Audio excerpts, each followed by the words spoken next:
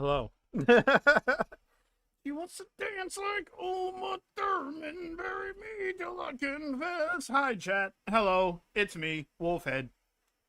I'm gonna react to some Scribbler stuff today. Not even Scribbler stuff. I'm reacting to... God damn it. Lead us not. I actually had to, like, mouse over to my other monitor. I forgot what I'm even doing here. Oh, brainworms, brainworms, brainworms. Hi, hello, hi. Before we get into the reaction, can I go on a little bit of a rant? Get going a little bit of a rant here. A little bit of a rant. Also, I really hope that my OBS doesn't crash. Because 2 minutes before I went live, my OBS was just like, we're not doing this. I was like, what do you mean? I was like, what do you mean you're not doing this? And then it just shut down. And I swear to God, chat, if I had to, like, click my OBS again and get it to start up again, and it just wouldn't start up, I don't even know if I'd be here. I'd be too pissed. I'd be way too pissed. I hate computers. But anyway, Scribbler. I love Scribbler dearly. She's great. I want to share something with you. I don't know if you guys have seen one of her latest update videos, but there is something called the Foo Fairy. And what this fairy does is that it goes around and fucks your life up. Now, I'm laughing, but it's actually like kind of a shitty situation because I have straight from Scribbler's Patreon server some of the examples that the Foo Fairy has been going around and screwing around with her specifically and her friends. So let's get into some of that. This is she did Ashes in Her Wake, which I don't even know. I might watch that off stream because it's 18 minutes. But I'll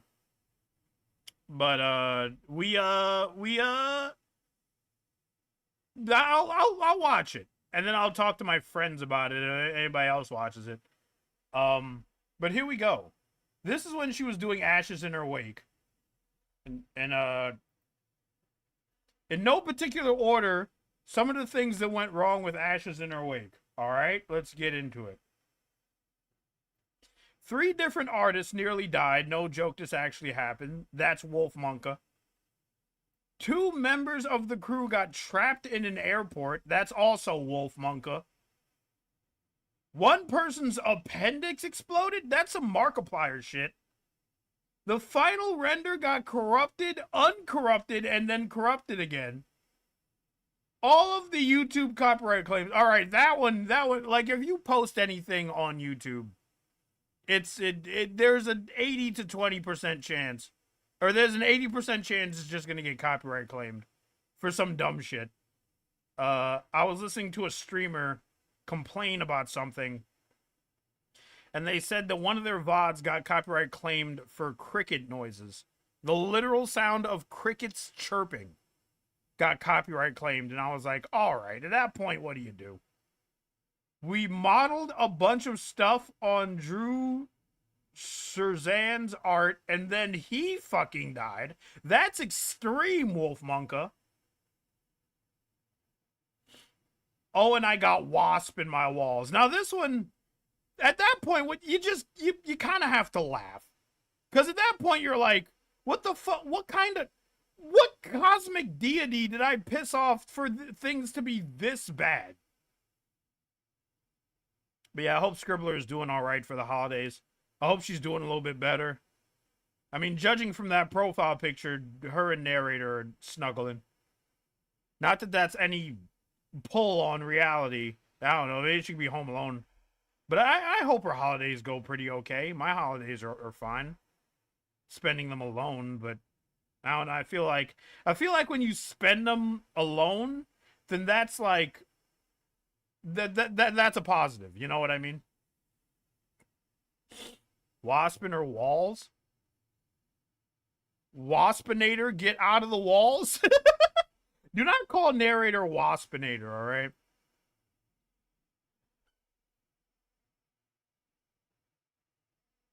Hi.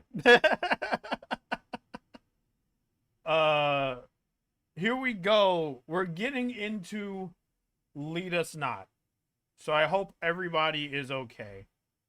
Oh, wait, did the scene not switch? It didn't switch. I have to switch it myself. Hi.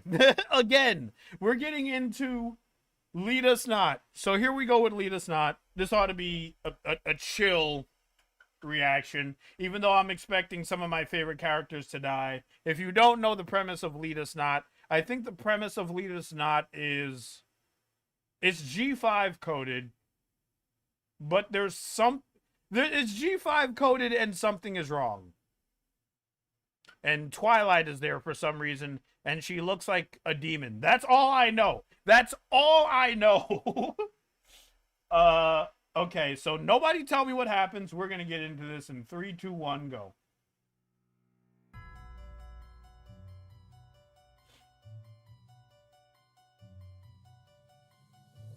So chill, super chill. Do not... I like this intro, by the way.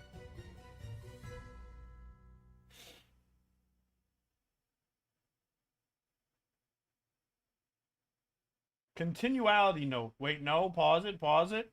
The story takes place right after the end of first MLPG5 movie, so the very first one, the one that came out on Netflix, when magic has only just been restored to Equestria. Okay? Gotta get in the mindset.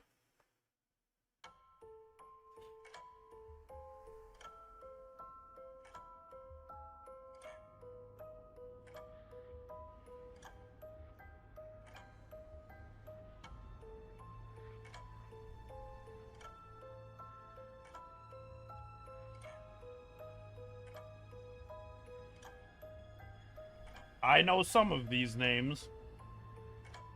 Narrator! Doodle Jinx. Speeve!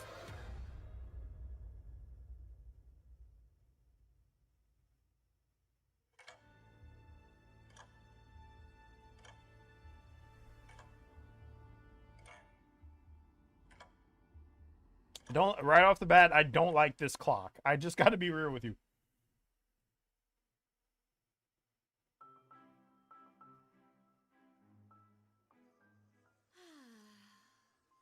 Sunny Star Scout let out a sigh, sliding slowly onto the hard patio chair. The breath was tranquil, but exasperation and exhaustion had slipped in to taint the exhalation on its way out. She looked out from the cliffside cafe and followed the ocean all the way to where it met the sun-drenched horizon. People were asking about Misty, but she came in the series, not the movie. Even though I didn't watch a lot of G5, I know that much. Misty came like in the middle of the series. She wasn't in the original movie. She shows up much later. Despite her sleepiness. It was a much larger world out there now, and already she was considering what new adventures she might have with her friends on the mission of preaching friendship. It was exciting to think about. Her and her friends, finding all the other creatures of old that her father had taught her about. But as she considered it, she felt the weight of one more task settle onto her withers. She sank a bit further into the chair and opted to rest her head in her hooves on the patio table. Okay. There was a clink, and Sunny opened her eyes to see Sugar Moonlight setting a small cup of herbal tea down in front of her. Her shimmering mascara reflected the setting sun, and Sunny lifted her head up with a smile and started to reach for her saddlebag. Oh, no need. It's on the house, Ambassador, Sugar said with a wink, her words as bright as her lipstick. And I know you're going to argue, so just know that this stuff is like super cheap. The boss said you're good for free tea whenever, but you gotta pay for the rest. I still feel a little awkward taking. That is what you get for saving magic in the land of Equestria. You get free tea the first time. Sunny mumbled. The rest you're gonna have to pay for it. The rich floral scent tickled her nose and seemed to drive away the worst of the heaviness in her legs. Trust me, He says we'll earn way more just from ponies knowing that you stop by here every now and then. The ambassador of friendship, drinking tea at the Cliffside Cafe. Well, now we gotta check it out. She mined, giving Sunny a playful punch. Maybe Hello, you'll everybody. learn Welcome things to in the other stream. cities about us when you stop by there. Hello, Then there's the hello, hotel. Pika Damos. Hope I'm saying your name right. Sunny laughed, and then picked up her tea and drank heartily. True to its aromatic promise, the hot liquid seemed to carry a reserve of strength to her as it rushed to her stomach. Thanks, Sugar. This is delightful. I didn't know you worked here too. Aren't you a model and a regular office worker at Kenner Logic? I keep myself busy. Not as busy as you, though. Life's gotta be different from spending all that time going through your dad's research in that lighthouse, eh? She sat down opposite Sunny, staring at her intently, with her head held up by her hooves, her sparkly eyes wide and wet. It was hard for Sunny not to laugh. Sugar Moonlight was like all the other ponies of Sunny Maritime is Bay. free advertising. 2 months ago, they had all ignored Sunny's ramblings of friendship and denounced her idea of peace.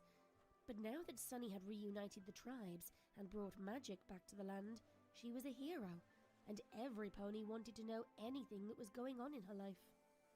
Princess Twilight would have said, She's famous, chat. She's famous. She's famous. She is a celebrity. She is one of the most important celebrities. Look at that face. That is the face you have after you save the world. You've done everything. Now you're exhausted and you're like, I could just fade away now. but part of friendship is forgiveness, Sunny thought, setting her cup down and nodding. Absolutely. Well, that was a tough Hello, Miss work Cherry all by Tea. itself. This ambassador thing has me going non-stop. We've got all these projects lined up, organizing new treaties and trade agreements.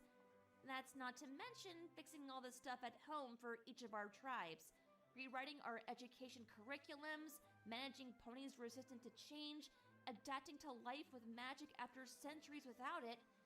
I'm in the middle of all of it, and I'm starting to wear out a little bit. The traveling between the 3 cities alone every week has really been starting to wear me down. Mm. Can't you fly there pretty quickly?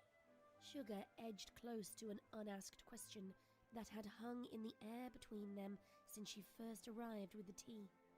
Sunny looked back at her unadorned body and shrugged. Quickly, yes. Easily, not so much. I had to focus for that magic to come back to me, and I've still got a lot to learn about flying, so it isn't a confusing drain. It's easier to walk, and I love the countryside anyways. Fair enough, I suppose. Mm. Sugar rested her hooves onto the table while Sunny's eyelids started to droop. I should probably let you get home. She added after watching a large yawn. Home. Sunny mumbled, glancing around her shoulder at the peak across the bay. There, See, the video is chill. You are leading me into a false sense of security. Starry Flame in the chat desperately trying to gaslight me. Like, see? Nothing bad is happening. You can relax, Wolfhead. This is a nice story. This is a nice, cozy little story. Nothing bad is ever gonna happen. a pile of rubble lay. All her memories and belongings. This isn't a grimdark. This is a slice of life. where Like, they had knocked down the rest of the destroyed building. Yeah. Sugar cringed. Sorry. But you know. Yeah. It's fine. I should get going. Thank you for the tea. Sunny placed a bit on the table and slid it toward Sugar. the question, are you straight or gay? Like, this character is trying to, like, flirt with Sunny. I mean,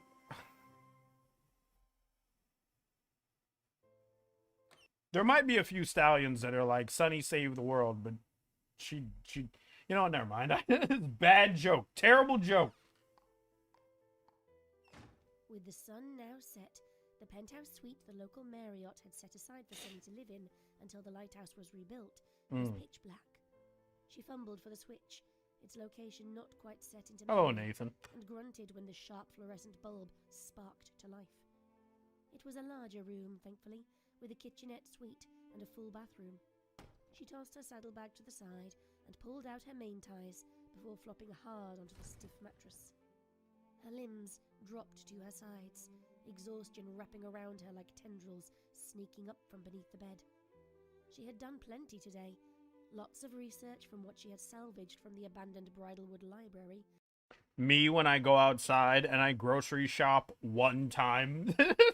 I grocery shop and I'm like, damn, dog, I moved mountains today. I could just fade away in the bed. So many errands. It was like, you went grocery shopping. It was like, shut up. I did a lot today.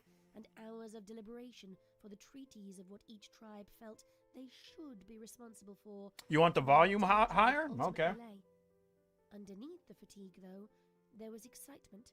A plan in her head she could not wait to propose to the others. That's as high as it'll go. Amongst the research, there was a journal she had found on ancient tradition that had stopped many moons before the separation of the tribes. It was called a Summer Sun Celebration. Okay. It fell on the morning of the summer solstice. It felt serendipitous to her that she should read of such a thing with a month left before the occasion, and with newfound resolve, she had spent the rest of her afternoon devouring every source she could find that mentioned it. Tomorrow, after she slept, she would suggest the idea to the town leaders, Hitch and Phyllis. But for now, with shaky legs and tired brain, she closed her eyes and fell asleep on top of the covers. Not a moment after her eyelids had touched closed did she feel a sudden shifting, a gasping rush of cold air buffeting her body, while her legs rolled disorientingly. Her eyes snapped open to find herself... Really? This is the first thing we see. Who drew this? Wolfhead, that's not the point. She's lost. Listen. Her flank faded into view so clearly. I'm like, is this real? Okay. Standing tall in the middle of nothing. She turned around slowly, trying to focus on something, anything. Her tired mind more confused as to where she was than how she had got there. Everything was pitch black, darker than that even, as if she was submerged in an endless universe so far removed from everything it was as if light itself had never graced its halls. Even her hoofsteps, which connected with something solid, made no noise. Hi, Scrib. Only the pressure against her frogs gave her any indication that she was not plummeting down in an airless void. Okay. And then there was something. Not a sound, nor a light, but a feeling, a presence, that unshakable sensation of being watched. No, more than that, of being seen, of being observed by some hidden predator stalking I in the feel night. so seen. Sunny spun around, feeling the sensation crawl along her back and lift the fur on her legs. Still there was no noise, but the prickling touch of observation increased, pushing against her, sharp and staticky, like tacks into her skin. She could tell now where it was coming from, and pinpointed the source directly. It was growing from a sense of being watched to a sense of being accused. Dislike filled the air, and with it a stench of hatred arose, and her heart began to race. Something here hated her. It hated her, and so strongly she could taste it. It wasn't just annoyance or frustration, but viscous, palpable hatred. Tired and confused, yes, but curious more. Let me find out that Twilight is Starry Flame's #1 hater. Let me find out. Let me see. Sunny frowned only slightly as she called forth the magic granted to her by the crystals. She felt the dripping hatred be pushed away as a rush of light and warmth and love flowed from her heart and rushed around her like a ribbon in the wind. Aurora Dawn is the author, I believe. Yeah, didn't this start off as like a fan fiction? Like, I feel like somebody in chat would be able to verify. This started off as a fan fiction. Scribbler found it. And then she was like, I should like turn this into like a series or something. I should make this a thing. And a moment later, she was glowing with ethereal wings and horn, ready for whatever challenger there was hiding away in the dark. As prepared now as she could be, she lowered her head slightly to aim the horn at the perceived source of malice, and brought light to its tip, sending a beam into the void like a flashlight before her. Scribbler was the audio And director. there Okay. was something there. Some pony. Could it have been called a pony? She was unsure. About 100 feet away, a four-legged creature sat, its dusty purple legs gangly and awkwardly splayed out. The spidery things bent at odd angles back into a similarly coloured body. A gross, skeletal thing that seemed 3.5 times as tall as a pony. There was a horn there, though it curved back from the skull like a sabre, the point shining in the light of Sunny's magic. Around the horn, a two-toned mane of indigo and pink flowed down, curtaining the rest of the body and falling to the floor of the void in bunches. It was greasy and flat, as if it had never once known the comfort of shampoo. There she is. Look at her hunched over there. Twilight, you've seen better days. I wrote fuck all on this one except the art doc and the stage directions for vocal performances. And now Scribbler is asking Starry, shall we put you in a tree?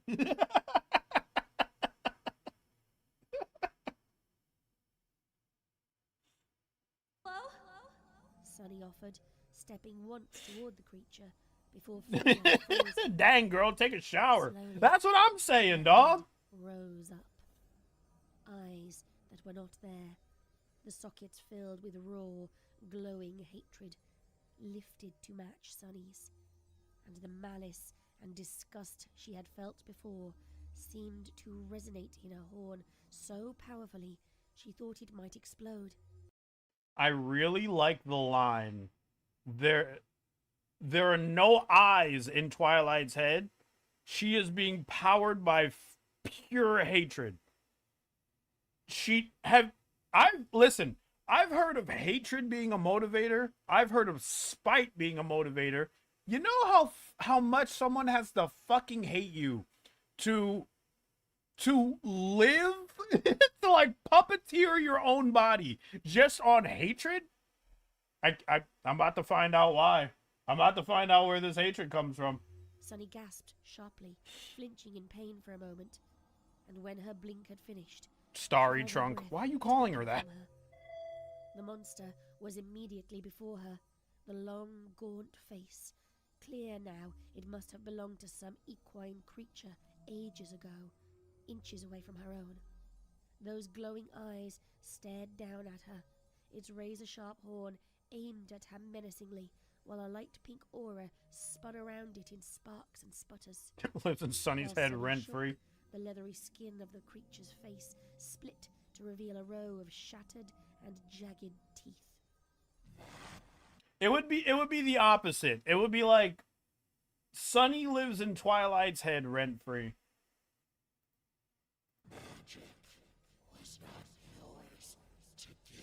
That's not Twilight. That's not Twilight at all. Sunny woke up screaming. That's her throat some wrenched in some sweat, pony her else. heart racing. She noticed almost immediately that her wings and horn were active, flared to life around her while she flailed and tossed about the That's a ground. fucking demon. She That's The flash of two glowing eyes briefly snapped into her vision, earning a second shriek and a fumble before she collapsed to the floor with a heavy thud. me when I have sleep apnea. From a voice through the door. Room services, are you alright, miss? I think. Sunny started to remember where she was. Already, the void and the creature had slipped away. Wait, we have some behind-the-scenes lore from Scribbler. Sunny Star Trunk is a joke from the Lead Us Not cast and crew because Art kept accidentally giving her a rotund posterior. Oh. I mean, listen, I'm not complaining about the rotund posterior. I will say, I don't think her flank ever looked like that in the movie. I think Starry's flank is as flat as a wooden door. You ever see those posts on X or like on social media where it's like it's the comparison between G4 flanks and the comparison between G5 flanks, and the point is like, oh, the G4 flanks are more rotund and round and the G5 flanks are just, it's like, don't forget what they took from us. Where's my mouse? From her memory, and she grasped at the horrifying white. I'm glad the artist did a great job. That is something that I approve. The more the hotel room came into focus, the further away the eyes went, and by the time Sunny caught her breath, she could scarcely remember why she had woken up in a panic in the first place. Miss? Are you alright, miss? I'm fine. I'm fine. A bad dream, I think. Sorry for the disturbance. Sunny shouted back, Give Sunny your ass back. said the attendant, and a second later she could hear hoofsteps continuing down the hall. Sunny untangled herself slowly. Let's start a marveling movement. only half-heartedly that the alicorn magic. Let's start a movement where we give all the G5 ponies actual asses. Even though I think G5 is over too. I think G5 ended this year. Damn, I wish Folan was here. He would be able to tell me. Surrounding her had not yet faded. Didn't last Sunny that had long. Focus. She wished she could remember the nightmare, and it frustrated her with how quickly it had slipped away. It was dark, she felt, but there was light. And was there another pony? How could something so terrifying as to wake her up in a panic be forgotten so quickly? She shook her head in a vain attempt to realign her thoughts, and only found that there was even less to remember. With the last vestiges of it gone, she sighed, glancing at her alarm clock, and groaned. Me when I wake up for work, if I have a job. Poor Sunny, by the way. Poor Sunny with her outrageously flat ass. Imagine every time she woke up from a nightmare, her butt just got a little bit bigger. She'd be like, what the fuck? Like, what kind of fan fiction is this? Did Wooten write this? Is Wooten narrating this? It was 6 a.m. She had slept a solid 8 hours. God, look at She her felt eyes, as if though. She hadn't even closed her eyes for a minute of them. That's awful. Her legs still felt heavy, invigorated as they were by the shimmering magic that caressed her body. Having fully woken up, she found the wings and horn fading away, and smiled weakly, with the thought that at least that seemed to be working the way it had already shown to do. She frowned, sitting on the edge of the bed, staring at her pillow. Why had she reacted so violently? She racked her brain, desperately trying to bring anything to mind about whatever traumatized her, then gave out one last sigh of frustration in defeat. Whatever it was, she figured, it couldn't have been that bad. She was just being emotional, that's all. Deciding not to bother with a nap, she double-checked that her research notes were still in order, and then slipped down to the hotel lobby as softly as she could manage. Once there, she picked up a fresh cup of coffee from the cafeteria and sat on one of the luxurious couches, rehearsing her pitch in her head while letting the burning liquid wake up her mind. New art, by the way, Despite chat. the unsatisfactory sleep, her excitement as she contemplated the celebration infused her, and by the time her cup was empty and the sun had risen, she felt just as prepared to start the day as she normally would have. Outside was warm and bright, another gorgeous spring day in Maritime Bay, and the splash of salt water tickling her nose was the last of what she needed to feel extra refreshed. She reached Canterlogic with a bounce in her step, and Toots and Sweets responded to Sprout's her mom. greeting with their own welcoming Spot the sound. cameo. Who are those Mitch and ponies? Phyllis were in I the don't know who those ponies middle are. of some good-natured argument about Earth Pony cultural traditions, and they both lit up in smiles as Sunny walked up to them. Ah, Sonny, welcome back. Phyllis wrote something down and handed it off to Hitch. Thank you again for all of your help with those new regulations last week. I had no idea so many things were just. What was the term, Hitch? Systemically oppressive. Right, yes, that. Against What? Pegasi in the town. Like no pony makes Sunny wouldn't have this woman problem pony. if she only brought a dream catcher with her. She shook her Yeah, head. that would have got her. Still a lot I need to reframe in my mind, but I promise I'll get there. Thank you again.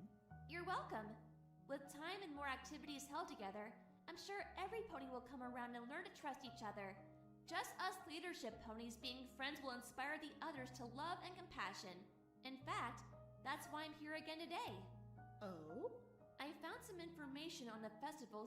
Wait, somebody gave me money and asked me a question, so I'd be rude if I didn't pay attention to this question. Off topic, what are your opinions about wild manes? I've seen about,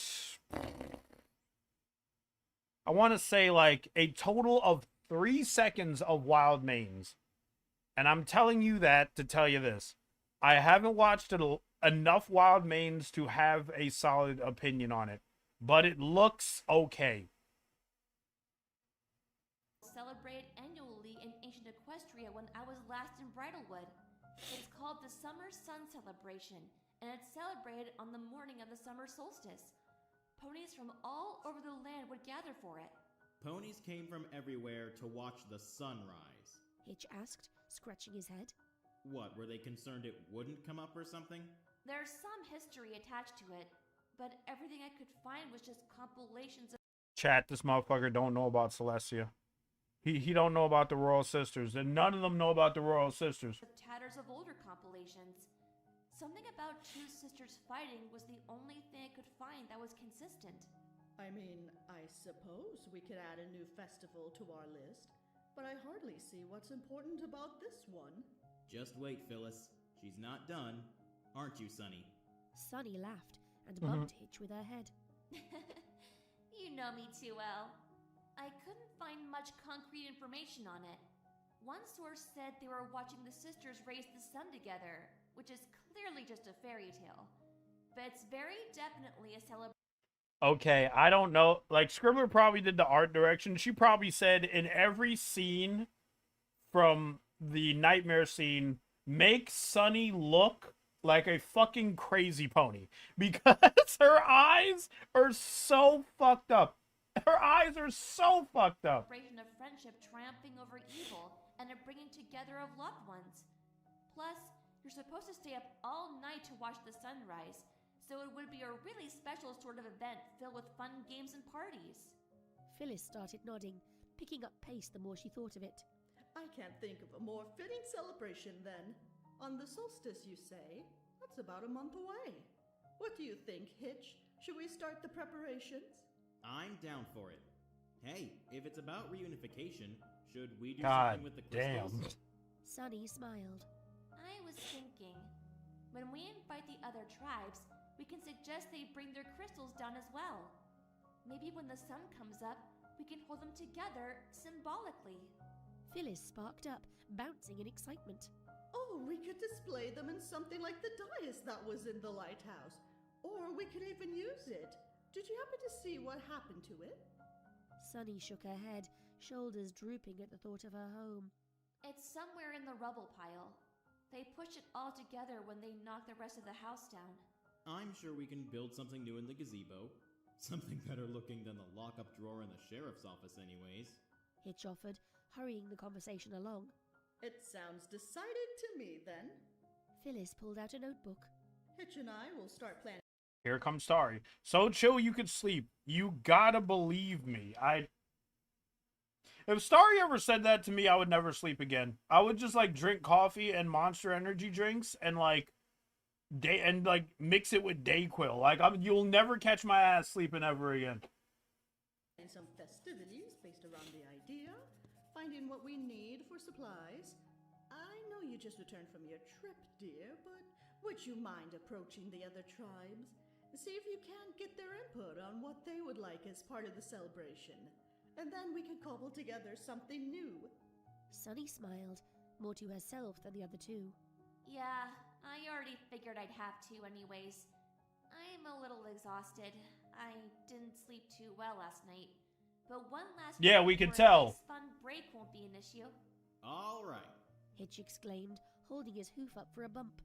Sunny returned it, affixed her saddlebag, and nodded. All right, I should be off then. I should be back in about 10 days at most. Oh, and Hitch? Yes, Sonny? Try not to start a war while I'm gone. He laughed, shaking his head as Sunny turned away.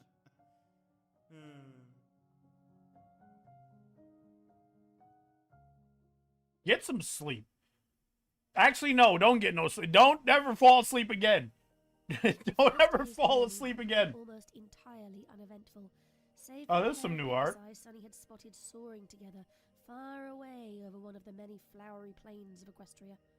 She had stopped and watched them fly for almost half an hour, marveling at the display of Ooh, athletic I like skill. this art style. For only a couple of months of practice, the two circled each other as if they had danced together for a lifetime, and the joy and love brought warmth to her heart. The sun had long since set by the time she reached the outcropping where she had camped with her friends. There was a stillness in the air about her that brought her a little bit of comfort. It was still quite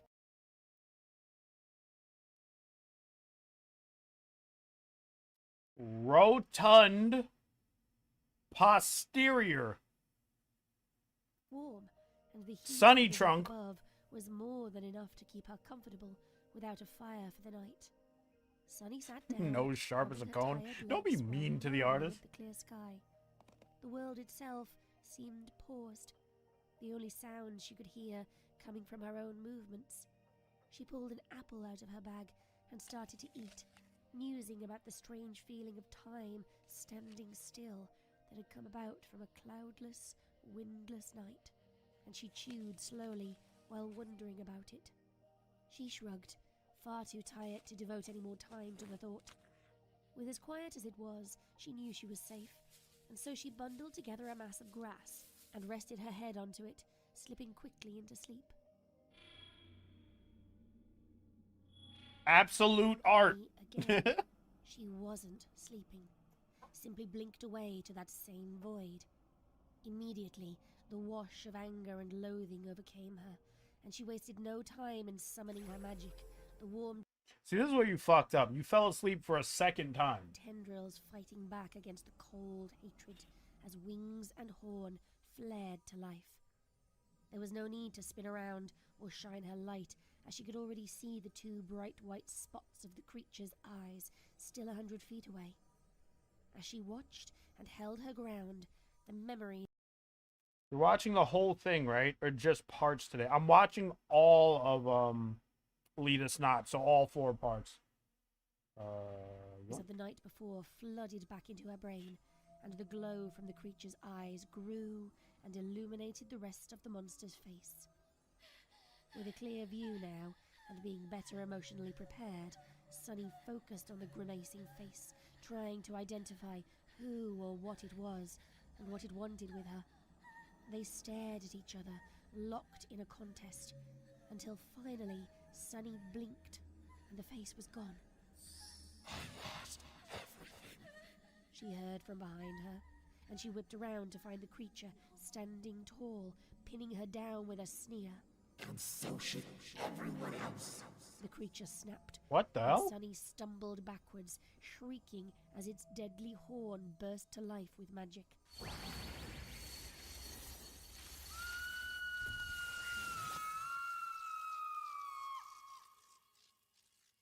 Her scream carried with her into the waking world, and she found herself pressed against the rock face, her back so damp with sweat that an imprint of her form had been left in the dust behind her. Nothing else had followed, though. Simply the fear, simply the terror. No memories, except for 2 glowing eyes, a dark purple mane, and that horn. That dreaded... No, no, no! Sunny thought to herself, pounding her ears, trying to keep the thoughts from leaking out of them. No! No! She shouted aloud, desperately clawing at the image to keep it affixed in her memory, as it too faded from her eyes. Don't you hate it when you have a baller ass dream and then you wake up and you just immediately forget what it even was. That's basically what this is. And then it was gone. Everything. No memory remaining of the nightmare whatsoever. Only the dread and the racing heart that pounded so hard in her throat she felt like she might throw it up. There was no hotel attendant to comfort her now. Only the stars in the sky were there to keep her company, and graciously she noted that the crickets had started chirping again, or they had always been, and she just couldn't hear them. She couldn't remember that either. The addition of the little With cricket the right moon there. still high above her, she whimpered once No. before cutting it off with a shake of her head. She had trotted head high into Zephyr Heights with a unicorn when both of them were banned and reviled. She had argued against her townsfolks for decades, despite their anger and ignorance. She had even challenged Alpha Bittle without any apprehension. A couple of bad nights were not going to knock down Sunny Star Scout. No way, no how. With renewed courage, she gathered the few bits of firewood left over from the last night she had camped here, sparked the tinder with a scrape of her hoof, and blew gently until That's she I'm seemed Shadow? like a soothing, Okay. crackling fire. Satisfied with the extra warmth to chase away the strange coldness in her chest, she nestled down again against the stone and closed her eyes. But sleep would not come.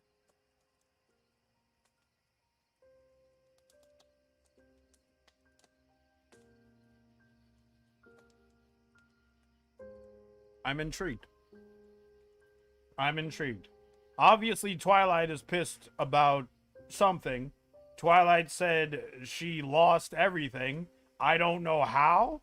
I don't know why. But this is where we are now, apparently.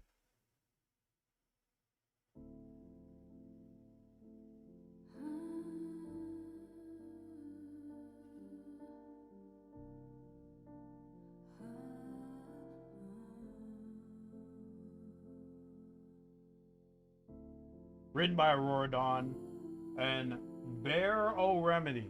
Good job, guys.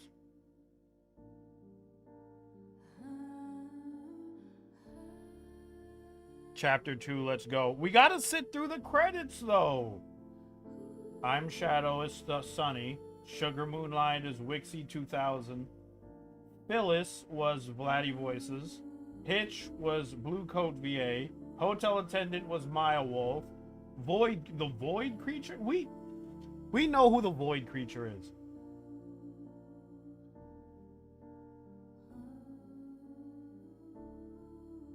Art generously provided by Segment 1, the one where Sunny has a thick booty. Segment 1, thick booty. Segment 2, thick booty. Segment 3, thick booty. You just put that in the notes. You don't put it in the credits. Do I recognize any of these artists? I thought that said fart magic for a second. I was like, that doesn't say that. What the hell? Audio and video editing by Scribbler, of course.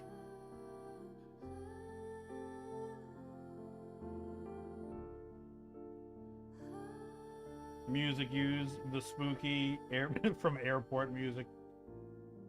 All right, I think now we can get into now we don't need to sit here for the music, right?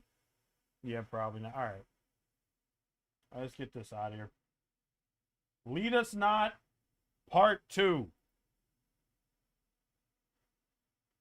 30-minute one, a little short one.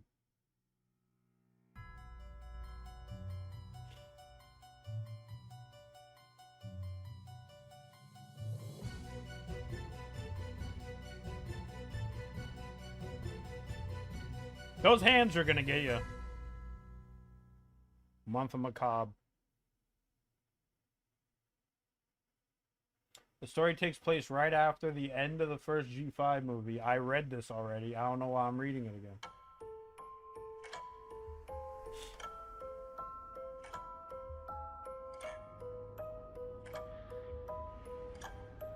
Wait. I'm gonna make a prediction. Starry wants me to react to this one, but a character... Starry is in this, right? Starry, you're in this? What No, I think I know which character Starry plays. I think I know.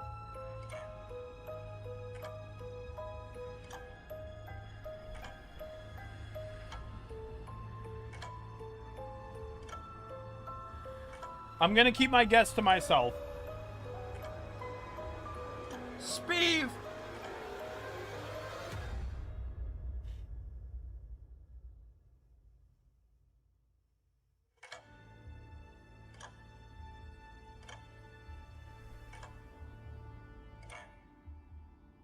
That is an old, decrepit-ass clock.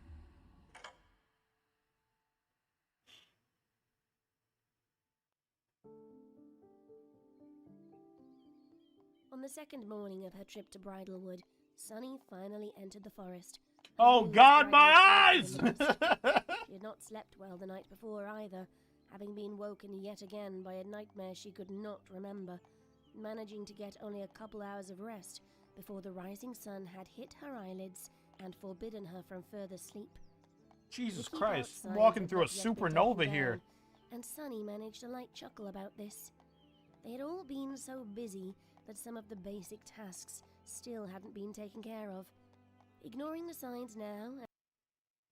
Who do you think I am? Star Trek. She had I think Starry, only if she appears, which she might not, might be Izzy. I don't know if Izzy is in here. But if Izzy shows up, I need to listen to Izzy's voice if she pops up. Time she had been to Bridalwood, she continued on, plodding toward the gnarled elder tree that formed Izzy's cottage. She waited about 10 minutes after knocking at Izzy's home before departing for Bridalwood itself, figuring she would find her at the Crystal Tea Room. She would have gone there sooner, but had leaned against the door and dozed off for a moment while waiting. Oh, that's what I'm looking at. I'm like, what am I looking at right now? To witness that light embarrassment, Sunny nodded. I'm being stereotyped? What the... Besides, she thought to herself, the sight of the crystals dotting the route bringing her a sense of comfort and excitement. She could use a nice strong tea anyways. The Crystal Tea Room was just as she remembered it. Unicorns, much livelier and more expressive now, save for the one beatnik in the corner. Are there... whose monotone poems continued as they always did. Are there OCs here? At the counter, Sunny spotted Izzy and Alphabettle. Her eyes, dog, her eyes! Izzy's exaggerated movements a foil to Alphabetto's unchanging, serious expression. Just saying. Izzy suggested, giving the stallion a poke with her Wait, everyone stop. elbow. That technically no pony has ever lost as many games as I have against you, and so that's gotta count for some That's Starry, isn't it? set of record. And it's one you can't ever beat. By that logic, Izzy. Alphabettle sighed, finally And narrator is Alphabettle. breaking his unimpressed stare. I've lost every game I've ever played against myself, as well as winning it. You have won 2 games exactly against me, so I still win by that definition. Those two don't count. You were just insulting me.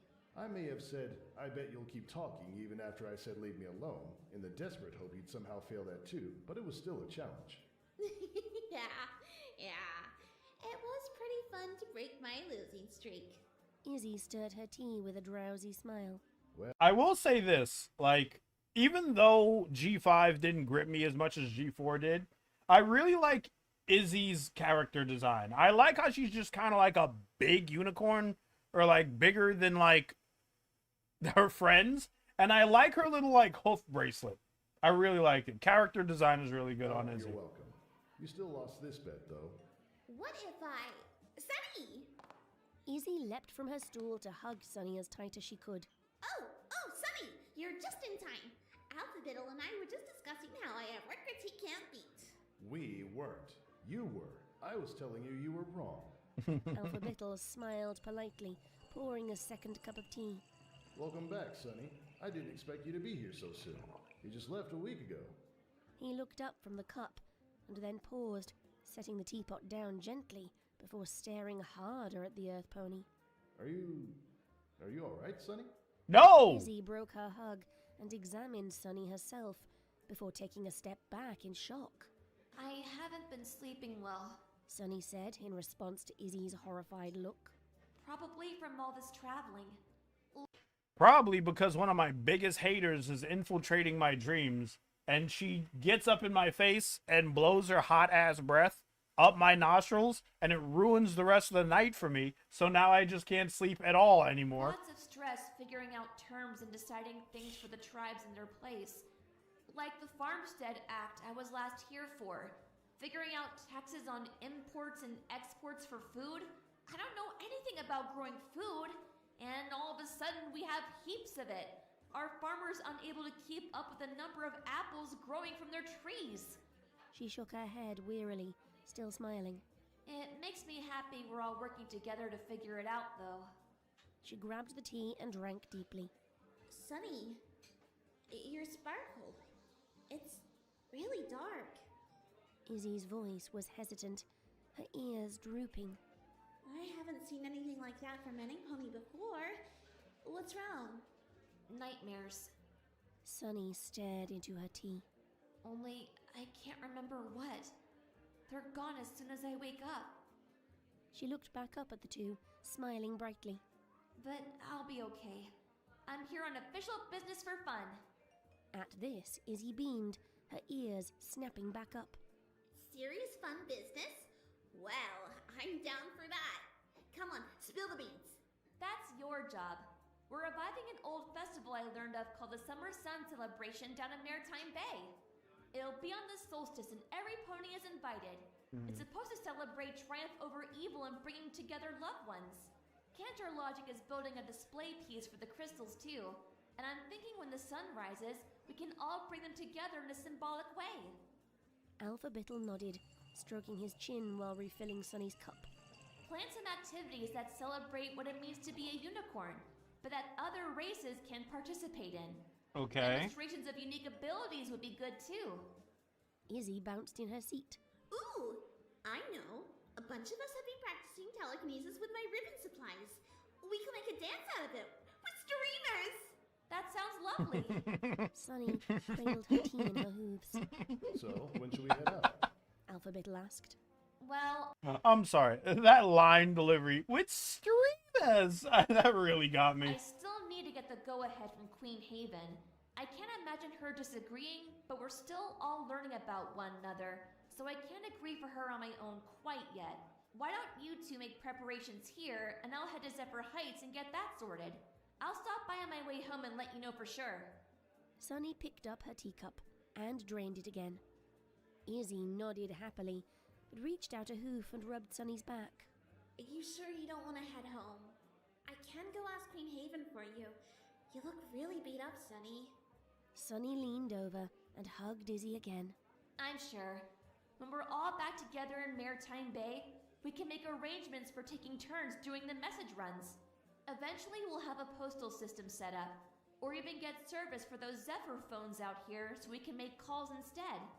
But one last trip won't kill me, Izzy. The apple of the Sunny pony grinned universe, to prove her point. Zephyr I'm phones. an Earth pony. We're made to be strong. I'll be fine. If you say so. So, you gonna be heading out now? Alphabettle asked, and Sunny immediately picked up on the hesitancy in his voice. No, I'll spend the night. She said reassuringly. Do you have any tea for sleep? Do you have any NyQuil I can take so I can go to sleep and fuck myself with the same nightmare again? Sunny fidgeted on the makeshift cot Izzy had thrown together for her and frowned. Why does she have an apple bloom? Why is it gutted? What happened to apple bloom? At the ceiling. On the other side of the room, her unicorn friend was snoring gently, her soft inhalations almost meditative. But all the same, Sunny had yet to fall asleep. The tea Alphabettle had given her had indeed made her drowsy, and the days of exhaustion had stacked on top of that. Despite this, she was unable to close her eyes. Every time she did, she would see 2 pinpoints of white light appear, and her heart Okay, Starry, I actually have to ask you, did you record yourself fake snoring to get the sound of Izzy snoring? would skip, jolting her back awake. She rolled over, frustrated. Why? was She's she sawing afraid logs of back falling there, asleep? dog. How bad could the nightmares be if she could not remember them anyways? She rolled her eyes at herself. The Apple Bloom plushie is a reference to another Halloween special, Ashes in Her Wake. Oh, I didn't see that one yet. I was just telling Chad before I started the stream. I was like, I'm going to watch Ashes in Her Wake off stream because it's so short. Come on, Sonny. Get over it. It's not even real anyways. Her gaze landed Nope, again that wasn't on me. Izzy's All right. sleeping body, and her cheeks warmed with a blush. And you're not alone either. You'll be fine.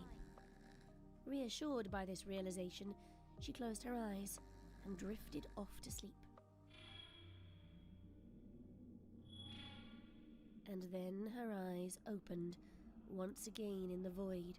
Once again, Just stop staring falling asleep. directly Just stop. at the 2 glowing eyes 100 feet away. The memories of the nights prior came flooding back, but instead of calling forth her magic, she dropped listlessly to her haunches, glaring back at the eyes. Let me sleep. She said to the thing, doing her best to keep a steady voice despite the quickening of her heartbeats. I don't know what you want with me, but let me sleep. I need some Can't do backstory. anything here to help you. I need some backstory. She took a deep breath, preparing for the inevitable jump scare, and let herself blink.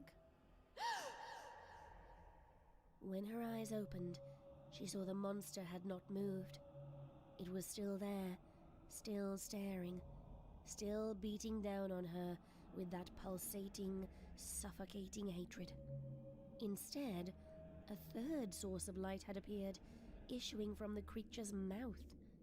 Sunny watched the line split along its jaw. That's not Twilight. That's something puppeteering her. Back to its ears, a Glasgow grin of sharp and shattered teeth, mopping with its snarl. You want to know how I got these scars? It's like, God damn it. It was there, and then it wasn't. The monster gone, replaced now with noises, shrieks, screams of terror and of pain. She could hear bones break and flesh tear. Sounds she had never heard once in her waking life, but somehow recognized unquestionably. She could hear an inequine howl, a guttural rage built of pain and anger, so unimaginably removed from any creature she knew of, though hauntingly familiar still. Hauntingly And she could hear familiar. Voices. A rush of voices, mares and stallions and foals, assaulting her all at once and from every direction. She was falling through the void now, plummeting through disorganized thoughts, trying to piece together a coherent message from the din. Quick, the altar! Get the crystals before she... In honor of unity and love, I bestow these artifacts upon your races. No, Harmony, no. Spare us. Please, Princess. On you too, Pinky. Don't leave me, Pinky. Not like the rest.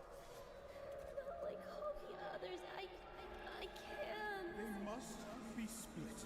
Beyond everything, we must not let them come together. And then, there were the eyes. I'm desperately trying to like background listen to the lines that are like playing in the background because they could be clues as to what's going to happen. And the grin. And the pink sparkles wrapping around a crescent horn. Surrounding it all was a laugh. A filly-ish giggle. Unending. When you eat a flashlight to brighten up your Overcoming smile. all the other words and shouts and splinters and squelches, growing louder, louder still, until Sunny's ears ached and her skull felt like it would explode, and she pounded her hooves against her head, crying, begging for it to stop. Wolf, please react to Ashes in Your Wake. Isn't Ashes in Your Wake like 15 minutes?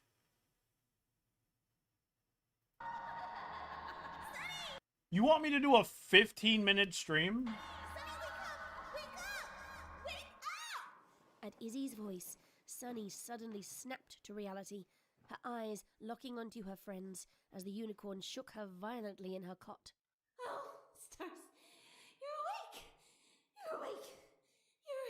You're awake! She exhaled, collapsing next to the bed. What? Ow! Sunny cut herself off, a migraine blossoming to life behind her temples as she lifted up It's in bed. 3 hours long? Why did I think it was 15 minutes? Wait a Her minute. brows, thinking. No, no, wait, hold up. Why did I think it was 15 minutes? Is Ashes... Did I look at Ashes in her wake? And I saw, like, I looked at the part 1 thing? Is it coming out in parts? No, that can't be right. That can't be correct. Why did I think it was 15 minutes? That's such a weird assumption that for me to have. Hold on. We persist. Them's writing words. Where are you? Ashes in her wake. It's 3 fucking hours. Why did I think it was 15 minutes? Fine. If chat is nice, and they enjoy what I'm reacting to right now, I will react to Ashes in her wake. I don't know why I thought it was 15 minutes. That's so weird. That's so strange of me. I must have saw something else. Nightmare? But she could not remember even having one this time. It certainly felt like she had dreamt. Yet again, her coat was slick with sweat, so much so that the canvas she lay in was practically dripping. Don't say that. It was dripping. She looked down and cringed back from the puddle between her legs, her ears dropping in a shame she had not felt since she was just a little filly. What the fuck? The preview was 15 minutes? Oh my god. I saw the preview. I was like, this is a pretty short Grimdark, but I guess Scribbler knows what she's doing. I've never questioned her before. Maybe it's good. I don't know. Oh gosh, Izzy, I didn't. So It's embarrassing. so embarrassing. I'm sorry. I'll watch this for you. Izzy? Her friend was still hanging on the edge of the cot, still clinging to Sunny's foreleg. Oh panting no. hard. Oh no. Okay. So the more she dreams and falls asleep, the more fucking scary puppeteer Twilight seems to be sucking the life out of her body? Hoof first? That doesn't matter. You're okay. I'm so glad you're okay. What? She stood up on shaking legs and hugged Sunny awkwardly. Okay, let's get you up and cleaned off. It's okay. Shush. Whatever it was, it must have been terrible. Was I screaming again? Sunny tried to crawl out of the cot without making more of a mess. Izzy froze, her face locked in a grimace. No. She said slowly, looking her friend over.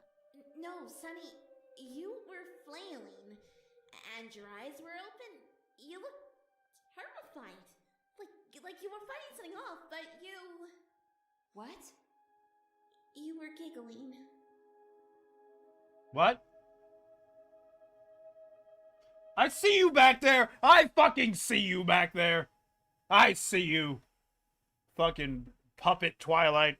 Demon Puppet Twilight. That's her name. Her name is Demon Puppet Twilight. Sunny crawled up the mountain to Zephyr Heights, thankful for the spring chill that had not yet been chased away by the coming summer heat. It was early morning, almost 6, and though she would need to wait a while to meet with Queen Haven once she arrived, Sunny had decided not to waste any more time fighting for an ounce of fitful rest after waking up yet again after only a couple of hours of sleep. It had taken 2 more nights to reach the mountain from Bridalwood, her pace slowed by her ragged fatigue. Despite Izzy's insistence that Sunny stay behind and recover, she knew that the sooner she organized the celebration and got home, the better it would be. One of the unicorns at the Crystal Tea Room had suggested to Sunny that she was suffering from some extreme form of homesickness brought on by the travelling and loss of her family home. Once back in Maritime Bay, she would leave the planning to her friends and get some rest, probably with as many of the salvaged comforts of the lighthouse that she could find. Until then, though, she had a festival to arrange. Even though the sun had just barely begun to cut away the clouds about the city, Sunny could already see shadows and figures dancing about in the mist. There was a quiet echo from the morning news, which showed... Hey, Wolfhead Gen 5 fanfic react? Yeah, that's what I'm doing. That's what I'm doing right now. ...on the massive television, seasoned with the subdued laughter of children playing and flying together. Where are you, by the way? She's at Zephyr Heights. ...invigorate her from the inside out, and then stepped forward into the city proper. Almost no pony used the walkways anymore, and she could not blame them. Sunny contemplated calling forth her magic and just flying to the castle, but the thought of focusing on both sustaining the power and managing her wings felt even more exhausting than just walking there herself. It wasn't far anyways, and the elevator ride gave just as beautiful a view of the city as she could get from anywhere else in the air. Halt! State your name and business. A Gen 5 friendly, wholesome story. It's so chill and happy. Nothing goes wrong. Yeah, there definitely isn't like a mosquito zombie Twilight sucking the life out of out of Sunny as every time she sleeps. Which sounds fucking horrifying, dog, because like you gotta sleep. And if you don't sleep, then you're gonna end up like one of those patients from the Russian sleep experiment. She's gonna be all fucked up from the floor up. Thunder ordered as she approached through the fog. Sunny Star Scout. On a friendship mission. Oh, Sunny God. stifled a yawn. I can't even say get some sleep because we all know what's gonna happen. Good to see you, Your Eminence? Exalted One? Thunder turned to Zoom, who was already rolling her eyes. What honorifics do we use for an ambassador? So again? chill you can sleep. I'm not falling asleep. I'm never Zoom falling turned asleep her head again. with a bow. You're here at an early hour. The Queen will not be available for quite some time. She squinted, eyeing Sunny's appearance warily. Perhaps for the best. Rough journey? It's been something. Sunny noticed the guards' hesitant glances to each other. Is it that obvious? Thunder stepped aside, indicating the polished gleam of the elevator door for Sunny to inspect herself in. After 2 steps forward, Sunny froze, mouth agape. Her coat was matted in spots, stained in others. Her mane, while still tied... Well, you don't even, that moment when you look in the mirror and you don't like what the fuck you see, you're just like, who is that? Is that me? Dog, that's me when I play VR games. When I put the headset on and then I look in the mirror, I'm like, God damn, I look so fucking weird. It up was greasier than she had ever seen it. The ends split and frayed. It's just like a headset over my eyes, and like a lot of times my shirt is off, so like just like extended beer gut, and I don't even drink beer. I'm just looking at myself being like, that can't be me. That can't be me. What shocked her most were her bloodshot eyes, so constricted and red, it was as if she had kept them open for a week straight. Something about seeing the state of her body shook her. Her legs began to tremble, while her eyes stung, the sudden realization bringing a wash of overdue pain. When she started to hyperventilate, Zoom and Thunder raced forward and caught her, then carried her slowly toward the elevator. Hey, take it easy, kid. We got you.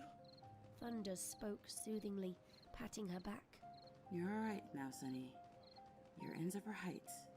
I don't know what sort of disaster you ran into. A Sunny sleep experiment. You're at the height of luxury now. Height of the height. Because we're on a mountain, right? Zoom rolled her eyes and smacked What? Thunder with a wing while leading Sunny to the back of the elevator. Don't mind him. Listen. Don't mind him, he's autistic. I'm sorry. Sunny was unable to lift her gaze from the floor. The world seemed to be rolling, the effect made worse by the sudden acceleration of the elevator. I've never been so tired before.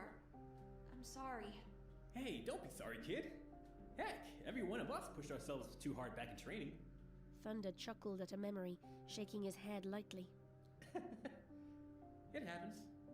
You get too gung-ho about your cause, or you want to be the best there ever was, or you get the spooks that you can't let your loved ones down, and just go over the top. Happens to each and every one of us. Zoom sat down with Sunny, rubbing her back. New art? New art? And this whole reunification thing, the constant traveling back and forth, wanting to do what... I will say, I will give G5 some praise, some more praise, and it won't happen a lot because I don't like G5 that much. But I do like that whenever you see a pony in G5, there's fur and hoof separation. I really, really like that. And I didn't realize how much I liked it until Scribbler got her, like, OC redone to have fur and hoof separation. And I was like, actually, that's the way they should look. You look at G5 ponies, their hoof and the fur is just like one thing.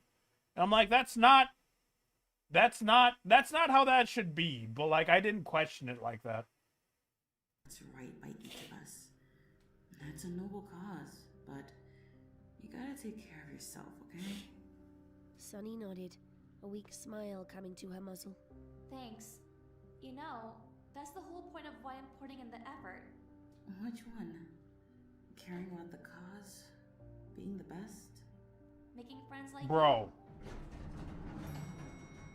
No, don't switch. How many fucking floors are there in this elevator? Look at this. Sorry, I'm going to get off at floor number 847. Which button is that? Why are there so many floors, dog? I know it's a huge bit, like a long tower, but like, oh my god. Okay, well. Elevator door dinged, and Zoom stood up, lifting Sunny to her hooves. It's far too early for him, that sweet kid. Oh no, Scribbler's yelling at me. I've always had feathered fetlocks and separate hooves. My old design was just all sharp and shit.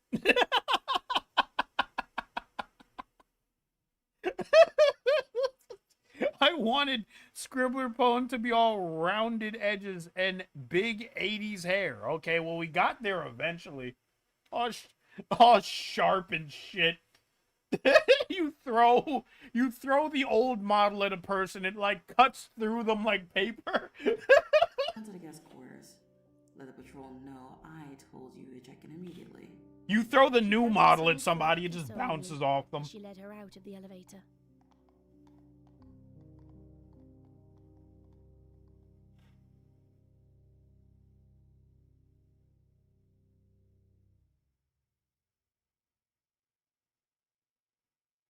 Miss Star Scout? Stop sleeping! Sunny snorted awake, lifting her head from the armrest of the Shaylong she had apparently been napping on, and... Look at her loafing. Look at her doing a little loaf. Tired baby is tired. found a guard staring at her. Oh, sorry. Was I making a scene?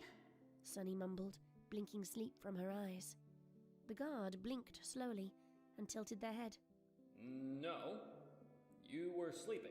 Rather soundly, in fact. Not a noise or movement at all. They shrugged, turning away from Sunny. However, the Queen is now holding court. Throw old Scribbler Pone at a dartboard and win the championship because all of her pointy parts pin on every single fucking area and gets every point. It just hits all the areas at once. You may enter. Wait! They paused. How long was I out? About 2 hours, Your Excellency. Huh. Sunny muttered while standing up and stretching. Damn, she a Sunny loaf. Yeah, she loafing. She wasted no time in double-checking her saddlebag had not been tampered with, and quickly checked herself over for any obvious patches of grease that she had missed with her shower. Satisfied, she nodded to herself and strode forward through the great golden gates.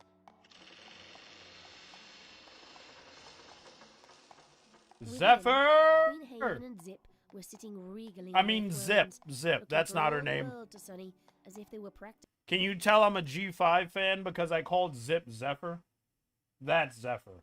This is Zip. Got it. Zip is like, goddamn, I hate being here. I hate everyone I'm around. I don't want to be here. Being statues. The posturing did not last long, however, as Zip cracked open an eye when the gates swung shut. Sunny!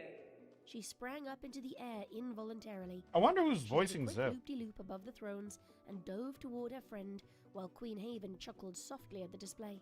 Zip! Sunny caught the Pegasus in her hooves and swung around with her momentum. They held the hug for a moment longer before Sunny let go and Zip backed up. Already my eyes! I was just thinking about heading down to Maritime Bay to say hello. She leaned in a bit closer to Sunny, her jaw dropping. Whoa, are you alright? No. Queen Haven stepped down from her throne and walked up to the two, concern already evident on her face as well. Harmony, Sunny, you look like You can say it, I look like garbage. You can biting say her it. lower lip as Zip looked sharply to her. You look awful. No offense, of course. I look like dog shit. You can say it. Or anything, but She trailed off again, waving her hooves ambivalently in Sunny's direction. Is it really that obvious? Sunny Yes. sat down defeatedly. I thought that shower would clean me up well enough. Sunny, I'll be honest with you. Your eyes are practically bleeding and everything is sagging. It's like you aged 10 years. Zip sat It's down next not to a her. good look. Talk to me, girl. What's happened? Who's done this to you? Myself, I think. Sunny sighed, shaking her head while leaning into Zip. I can't sleep. I haven't for a week now. Maybe an hour or two. Here comes a ship. Zip Scout. What, these two? Sunny and Zip? I ship Zip with Hitch. And I think that's the only Gen 5 ship I ship, you know? Everything else is like, I don't care enough. At most, and a couple more just got here. too much tea? Queen Haven suggested, patting Sunny's other shoulder awkwardly. I don't think so. Nightmares, I think. I wake up screaming and scared, but I can't remember why. Oh, your sister used to have dreadful nightmares before her performances. Remember, Zip? I wonder if it's something similar. Too much work? Sunny managed a weak grin. Why would she I be know. laughing? I pushed myself too hard for too long and didn't listen when my friends suggested I should take a break. I've carried too much weight on my back about doing everything right. She let out a long and exasperated breath that seemed to drag on forever. But I'm here now, and I'll need to go back. Nothing can be done about it. What on Equus has you so determined to make it here in the first place? At this, Sunny brightened up, feeling a small rush of energy as she remembered her purpose. The Summer Sun Celebration! Is this another Earth Pony thing? I thought we were going to get animation. List of major I was like, wait, hold on a second. So, Mom. Zip smiled at Sunny's excitement. Tell us about it, Sunny. It looks like that'll help. Right! Okay, so the Summer Sun Celebration is an event held on the summer solstice. The origins of the holiday have been completely lost to time, save for some fragments about a fairy tale of a pony who could raise the sun and her sister who tried to stop her. I think I've heard that one before. Zip said, leaning into Sunny. Really? You'll need to tell me what you know about it once I'm done. Sure thing. Go on. Ultimately, the sisters supposedly reunited and worked out their differences. The festival marks reunification and triumph over evil. Maritime Bay would like to host the first one. First new one, that is. And all the tribes are invited. A party? Heck yeah! I'm all for it. What do you say? Please, Mom? Queen Haven rolled her eyes, then flew backwards and landed on her throne. The Pegasi graciously accept your invitation. That's about 3 weeks away. And what do you need from us?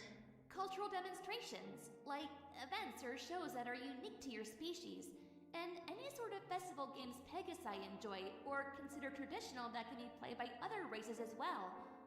Oh, and the crystal. What? Sunny looked around. I'm sorry? What about what? Queen Haven stared at Sunny, her head tilted.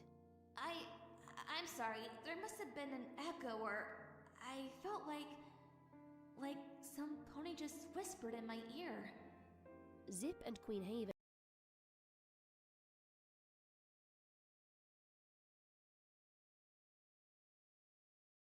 I'm theory crafting. I'm sorry. both looked at each other, then back to Sunny. The works, I think. Queen Haven scrutinized Sunny over her sunglasses. Nothing left out. And the comfiest room for the night. Zip added. Sorry, what were you two talking about? You Zip patted Sunny's back and lifted her to her hooves. are not going anywhere tonight. Festival to plan or not. Really, it's fine. I was going to start heading home as soon as I was finished here so I could rest. But you aren't now. We shall have you pampered beyond belief. The Queen announced, beaming at Sunny. You are getting the full spa experience this afternoon. Not a good idea. We're going to get you a good night's sleep. Everything will work out. Trust us. Theorizing like Matt Pat. You could say that, yeah. To a guard, before pausing and looking back at Sunny. What was that you said about the crystal? Sunny smiled at the two of them, her thoughts drifting to the various luxuries that she had seen about the city. If their dungeons are like spas, I wonder what their spas contain. Right, the Pegasus crystal. Cantor Logic is building a display for them, and when the sun rises on the solstice, we're going to bring them together in an act of symbolism. I don't know enough about G5 to remember how important or how powerful the crystal is. Well, as a royal, I cannot deny the power of symbolism. We shall bring it as well. Let us prepare our desired events to add to your list, and then we shall come to Maritime Bay about a week before the solstice to set up. Is that acceptable? Sounds good to me, Sunny said, already excited about the plan coming together. But first, Zip. You just call Sunny fat? No, she's rotund. you need to get some relaxation in. She's round. She's a shape. She's a circle. Don't call her fat.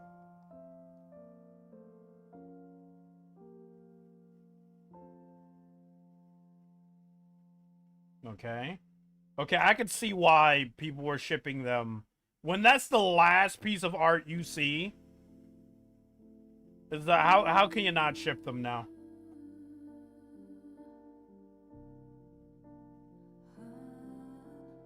I gotta see if Starry is Izzy. I think I'm right.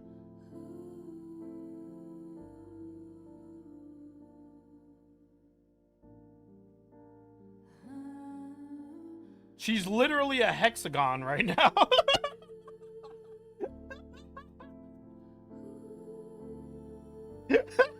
All right, you got me.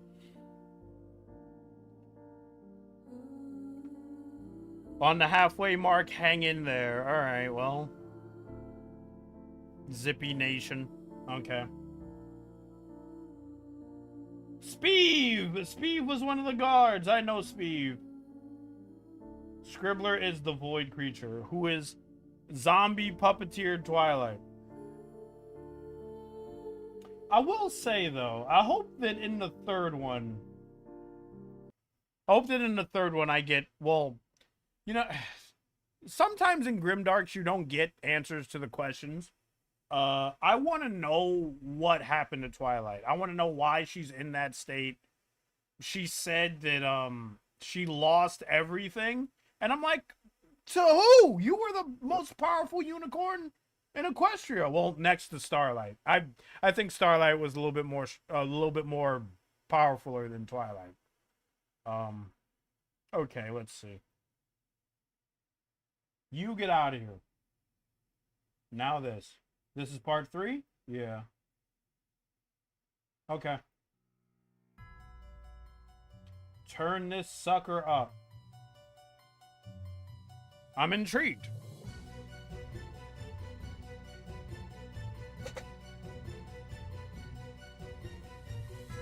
Excuse me while I grab something to drink. Ah!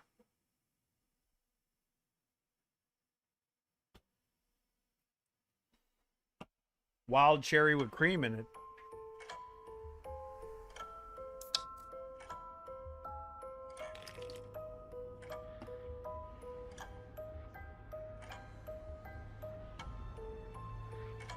Are you sure you want to know?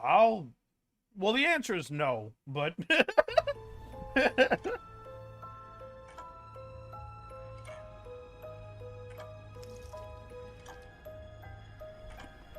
You get answers in part 3 and part 4, Scribbler just told me. Alright, well, okay. Well, forgive me, I probably won't be talking a lot in part 3 and part 4, because I'll be listening.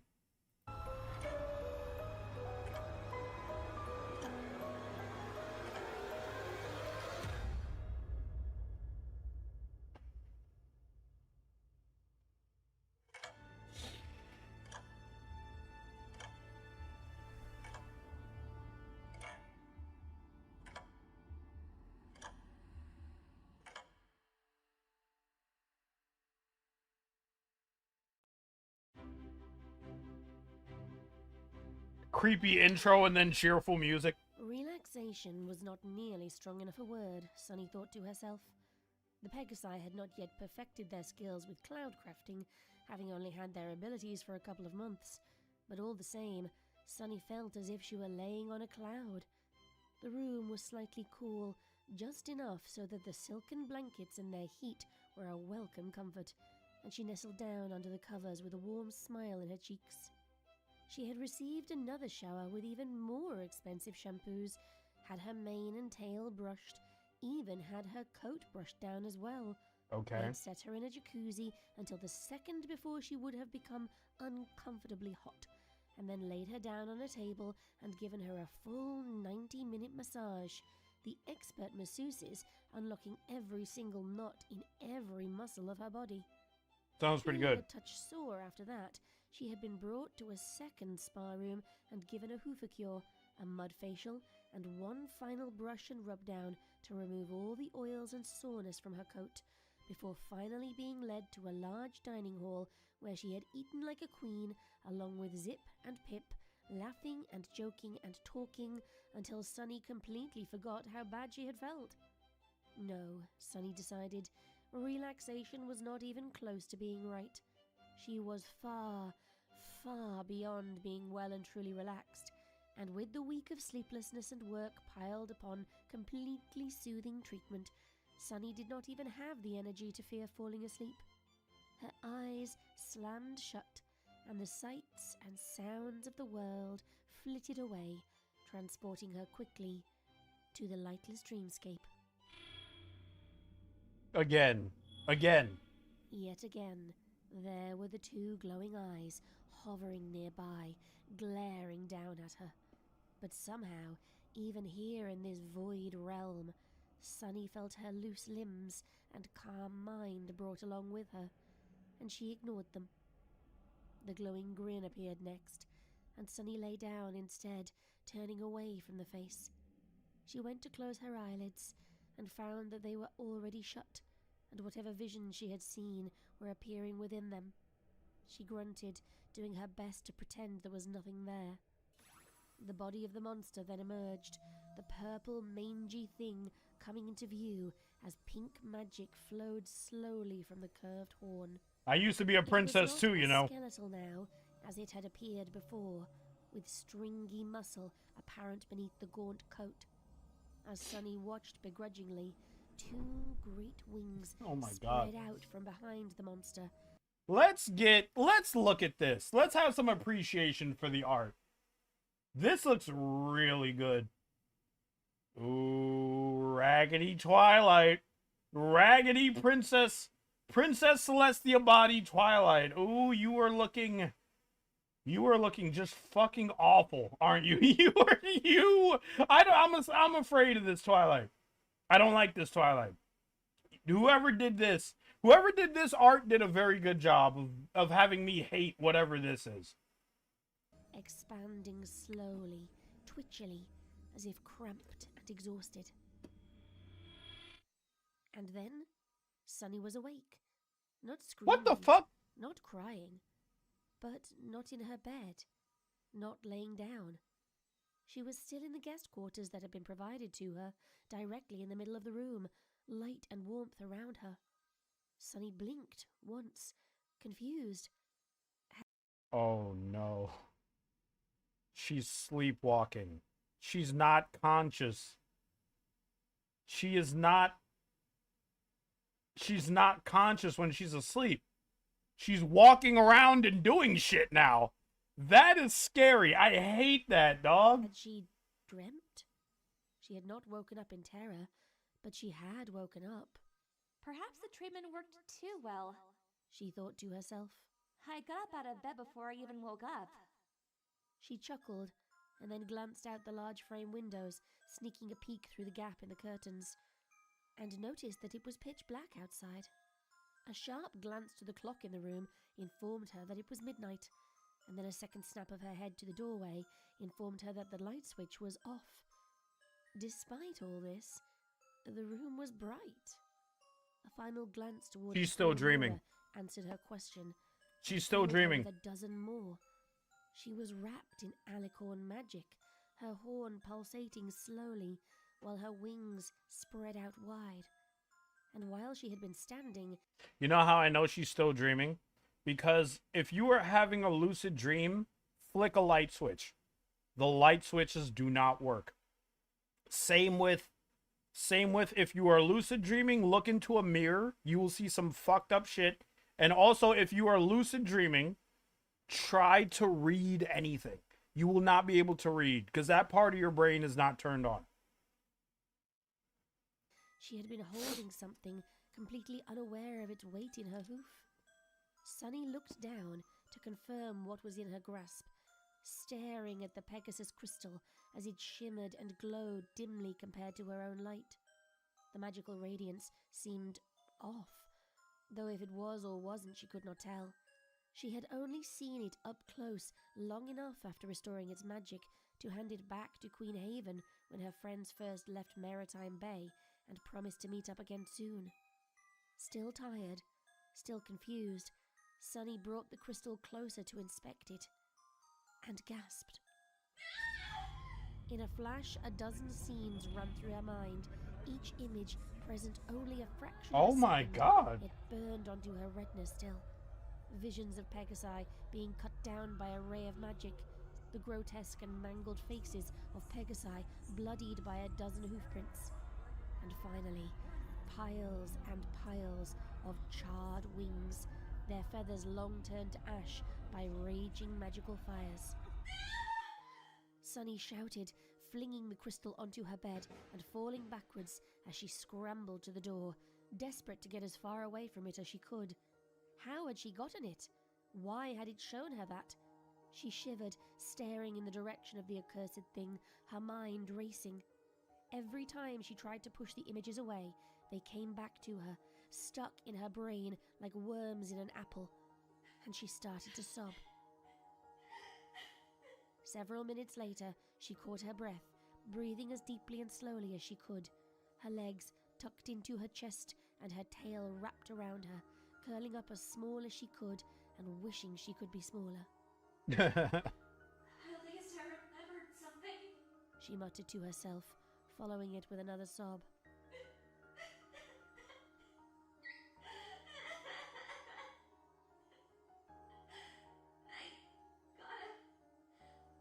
I gotta go get Zed. Something's wrong with me. Yeah, I'll say. Yeah, something's really wrong. Feebly, steadied her shaking hoof with another few deep breaths, and then reached toward the doorknob. No! The voice froze her hoof. It was immediately apparent that it was not hers, and Sunny already knew there was no pony else in her room. She did not recognize the voice, though it was painfully familiar, as if she had just recently heard it.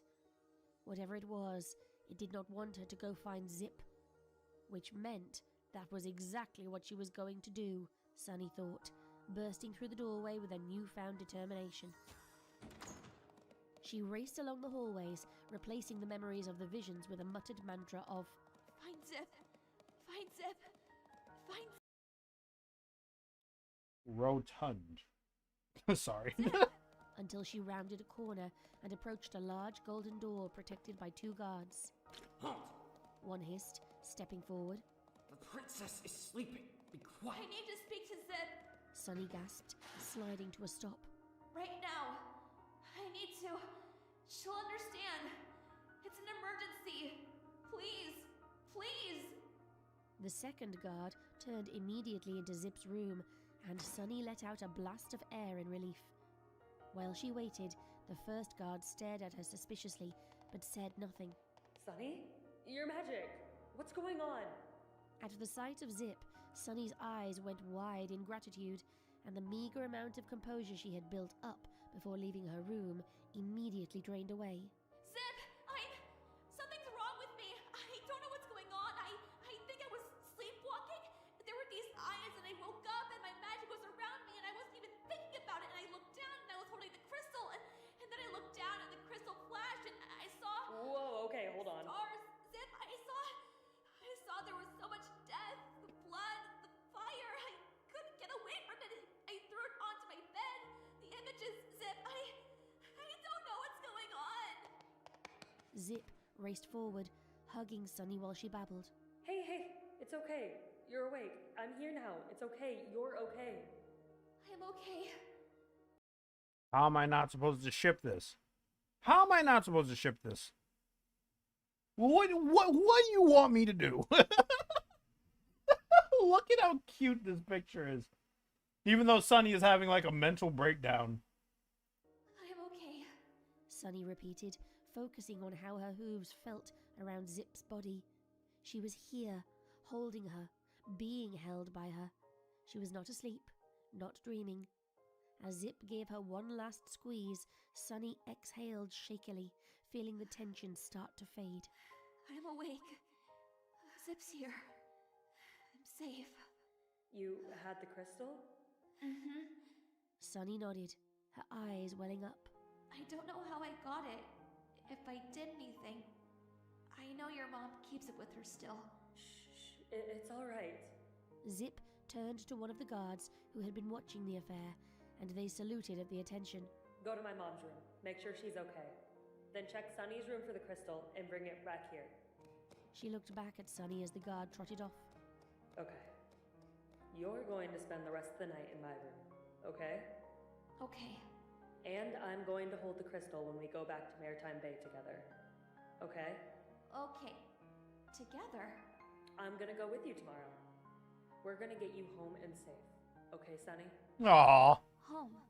Sunny thought, visions of the lighthouse popping into her mind, and she dashed them away with a frown. Okay. I like that. Thank you, Zip. They sat together on the floor in silence, Zip holding Sunny gently. Aww. And wiped the slow flow of tears from her eyes. Eventually, the guard came back. Her Excellency can rest easy. They handed the crystal to Zip. The Queen sleeps soundly. In fact, her guards state no pony has even walked by her room this evening. They eyed the turquoise stone in Zip's hooves suspiciously. I suggest you spend some time training with the unicorns, Miss Star Scout. Accidentally using magic in your sleep is clearly dangerous. I think you can tell her that when she wakes up. Zip indicated Sunny's lolling head on her shoulder.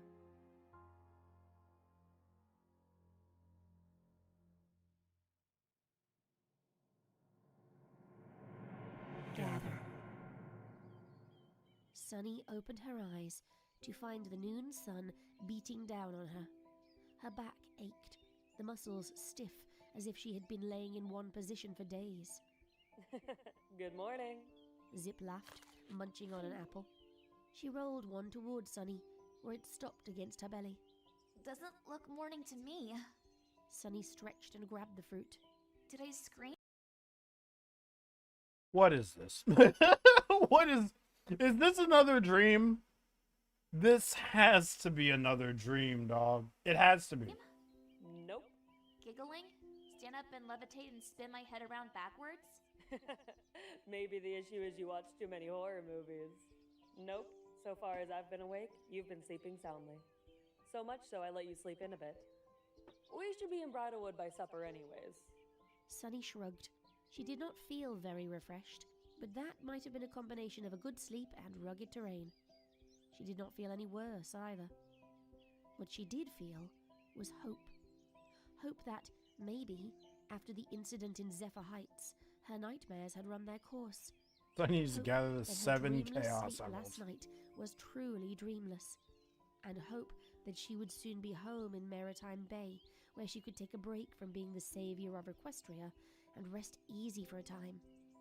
That hope carried her tired hooves forward, and, sure enough, by the time the sun was setting, Zip and Sunny were knocking on the door to Izzy's cottage, eagerly awaiting their friend. The door swung open and Izzy launched out, embracing the two of them in a bear hug while she spoke rapidly. You're back! Oh, I'm so glad to see you made the trip safely, and you're looking a little better. And you brought Zip! Hi, Zip! Hi, Izzy. I was so worried for you. It was all I could think about. And the more I thought about it, the more I knew what I was gonna do to help. Sunny laughed, following Izzy as she released them and took them inside. And what's that? Sunny settled down near Izzy's tea table. I'm going back with you to Maritime Bay. Early. I had the same thought. Zip said with a smile. She had a rough time in Zephyr Heights. She added, glancing at Sunny. And here too. Izzy looked warily at Sunny as well. Right. Yeah, sorry. Sunny mumbled, looking away as her shoulders drooped. It's okay. It's not... We're not gonna judge you, Sunny. We're just concerned. You want our friend to be healthy and... What if Candy Mare was canon? Well, they definitely couldn't make the show for kids anymore if the show was canon. Oh, hey, it me. Yep, they're sorry. We're here to help. Thanks, Izzy. I really do appreciate it. And yeah, once we get back, I'm just going to spend some time inside, chill out, maybe read a bit. Awesome. You'll be fixed right up in no time. Oh! Izzy perked up and rummaged around in her mane. I got our crystal from Alpha Brittle, so I can bring that with us too. She added, sliding the gem across the table to Sunny.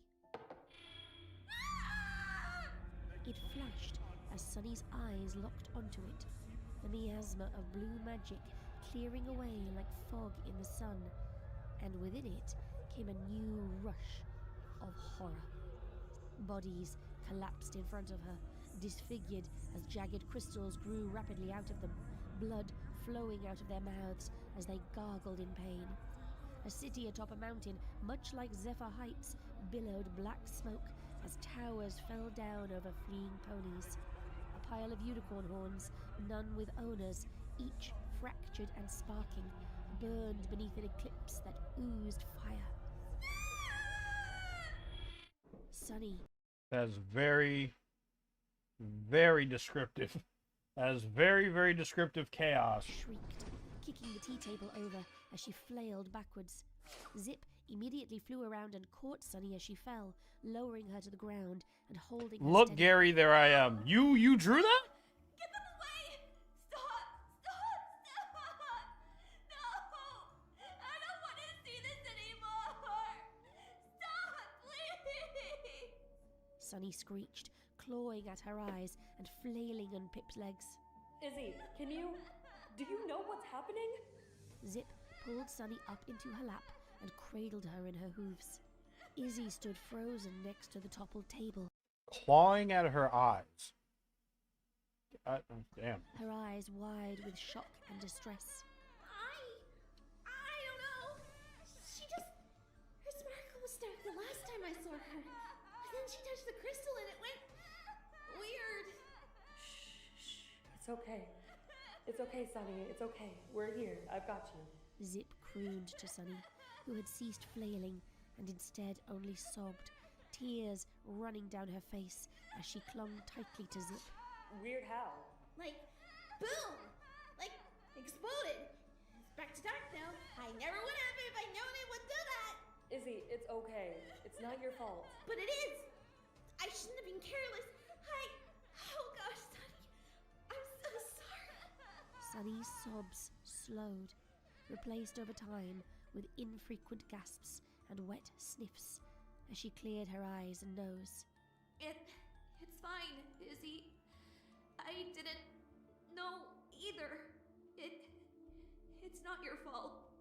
Izzy pursed her lips and gave a small nod, sitting down next to Zip and rubbing Sonny's foreleg. I still feel awful about it. I forgive you. Sonny rasped, returning the touch and smiling with bloodshot eyes at her friend. How about some tea, Izzy? Zip suggested. Enough with the rocking Sonny. fucking tea! Izzy I'm nodded so happily pissed! and jumped back up, trotting off to her kitchen with her head held low. Several minutes later, she returned with a pot and cups, uprighted the table, and put the set down gently. She walked around and offered a hoof up to the two ponies on the floor, helping them to their seats. I'll carry the crystal back. Don't worry. She slid a cup under Sonny's downcast eyes. Alphabet will get the rest of the unicorn part figured out and be there next week. I'm so sorry again, Sonny. It's not your fault, Sonny said again, unconvincingly, but honest. So, I'm gonna guess this is an AU where if you collect all of the artifacts, something really, really bad happens. Something's wrong with me. With me. You'll be okay. Promise. Zip sipped the tea. Izzy? Sonny spoke to the floor, still staring at her cup. Yeah? Do you have anything stronger than tea?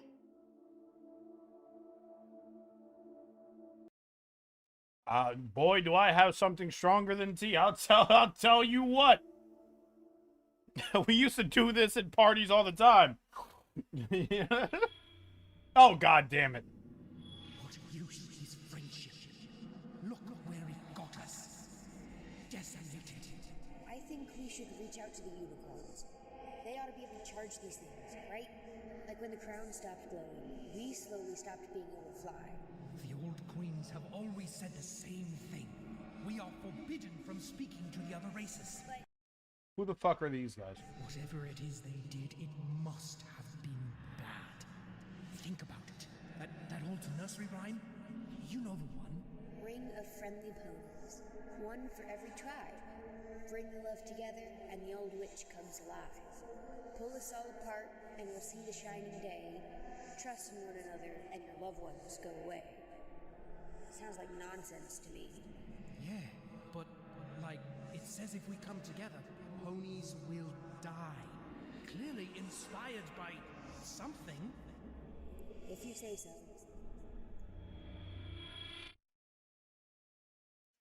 If we come together, ponies will die. Okay. Lighthouse. Sonny. Lighthouse. Sonny snorted and gasped, blinking dry, stinging eyes rapidly until she realized where she was.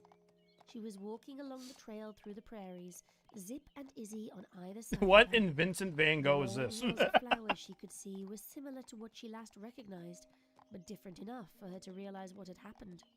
Was I sleepwalking? I think so. We were all quiet for a bit, and then Izzy and I got chatting for a few minutes. I noticed you didn't say anything when I mentioned my favorite smoothie, and I knew something was up. I don't remember sleeping. So what I've gathered so far is that yeah, if the races stay apart, everything is fine. If we come together, things get bad. But why? Zip slowed. Just rubbing because? her mouth with a wing. This might sound stupid, but I have a suggestion. What are you thinking? Normally we'd have one more night and then reach Maritime Bay by mid-morning. I think we should keep walking through the night. She held up a wing as Izzy opened her mouth. I don't think Sunny's been sleeping as soundly as we think she is anyways. We might be a little more exhausted for it, but she'll be surrounded by friends and neighbors. And you know, a doctor, that much sooner. I'd say it's your decision, Sonny. I'm good to do either. Let's go through the night, Sonny decided, her words slow and unsure. I think you're right, Zip. The sooner I see some pony about whatever's going on, the better. Ooh, I know. Let's sing our favorite songs to get us through the night. I'll start. It's No. the one I sang to all of us when you first came to my house. No. Izzy's eyes were large and bright. She cleared her throat and winked at Sunny, who returned the gesture with a smile. I heard of ponies where the pony lotus bottom wrong.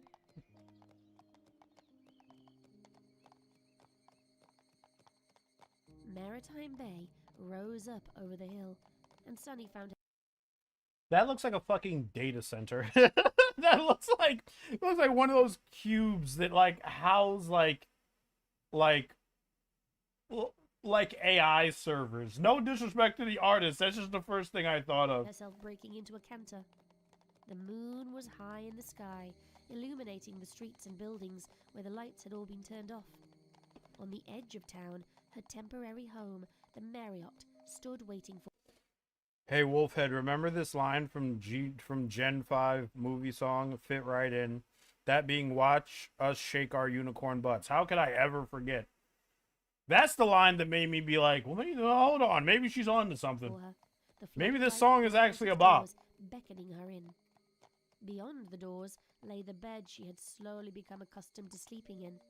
It would not be nearly as comfortable as the one in Zephyr Heights, but the thought of it being her own felt 1,000 times cozier than anything the Pegasi could invent. She found herself practically tearing up with happiness as they approached the building. Izzy and I are going to book the room next to yours. Zip said to Sunny as they walked through the doors. We'll give you a spare key in case you need to see us. We want you to know we'll be there for you, but thought it might help if you had as much of a normal as possible. Which is Also, I must say, in the room with Izzy. Hey, I'm not weird. I'm just... Earth Pony, Unicorn, Pegasus. If they stay together, or if they stay apart, everything's fine. If they're together, bad things happen. I don't like the fact that it's just 3 of them. I don't like how they are just all hanging out, because that's spiking my anxiety right now. Exaggerated. How strangely succinct. But anyways, yeah, we'll be right next door. Okay, Sunny? Izzy asked, patting Sunny's back. I really can't thank you two enough. Oh, I'm so happy to be home. I'm so looking forward to my bed. I'd say so. Your eyes just went funny. All right, off to bed with you, Sunny. Good night. Night. With parting words given, Sunny ambled up the stairs to her room as fast as her tired legs could bring her. She slipped her card into the door and leaned against it, falling into the room as it swung open. She lay on the floor for a moment, laughing softly to herself, her glee at having made it back infusing her with a strange euphoria. She was home. Well, as home as she could be at the moment. Lighthouse. Still apparently suffering from craziness, she thought, grimacing at the intrusive voice. Of course I miss the lighthouse. It was my actual home. She considered this for a moment, still laying silently on the floor. I think that unicorn at the tea room is probably the closest. It's the homesickness. The trauma of losing my house and most of my belongings. She blinked to Oh yeah, her house did blow up, didn't it? It felt so obvious now. They rebuilt she was it. Probably having nightmares about watching her house collapse while she was still in it, probably not remembering them due to some weird mental block from the event. Speaking of Pegasi, where in the world is Pip Petals in this fanfic? She's probably busy being like a social media mogul, because apparently she has like 1 million followers on whatever the Equestria equivalent of TikTok is. It clicked in her brain, and a wash of relief came over her as she stood up from the floor. Nothing was broken with her. She was still just dealing with a major change in her life. The nagging fear that had been growing in her brain that she was malfunctioning, infested by nightmares, or cursed by some spiteful spirit, flitted away under the clear reasoning that she was simply suffering from a traumatic event. The author didn't like Pip. So the author just wrote Pip out of the story. It's like, listen, I know you have a sister. For this, she does not exist. Do you hear me? Pip never was, and there never will be a Pip, all right? I don't like Pip. She is not here. The doctor. First thing tomorrow. But for now, bed. She said to herself, crawling underneath the covers. As she waited for sleep to kick in, she started a quick mental inventory for the coming weeks. She would still help out with the celebration in a more limited capacity. Stop going to As a sleep. therapist, Oh my working God. on things you're passionate about couldn't be anything but beneficial, right? The delegations would be arriving soon, and with them, they could organize the full event. Decorations would depend on the research she had done, and so her help would be needed, but only in a consultative capacity. The plan for the weeks ahead settled into her brain. Sunny smiled, feeling herself finally drifting off to sleep without some sudden jump or This is the last smile she will ever crack. I just feel it. shift. When her eyelids finally fluttered open, she found she was not lying in bed, nor was she in the endless void. About her, hundreds of ponies stood gathered around the base of a massive castle set into the side of a mountain. It looked like Zephyr Heights, but wasn't exactly the same. The mountain itself seemed fuller, taller, and the city itself seemed to hang off the side instead of resting on top. The ponies, she noticed, Canterlot. were all of different races. They were cheering, some stomping their hooves, some clapping. Unicorns sent off sparks of magic, while Pegasi looped in the air. All around her was the air of exuberance and joy, of delight, of love. With the dream, the flood of memories of prior nightmares had come rushing back. But the happiness that flowed around her suffocated her fears, tamping them down until they were just a mild annoyance. Here, on this mountainside, amongst hundreds of friends, she felt safe, excited even.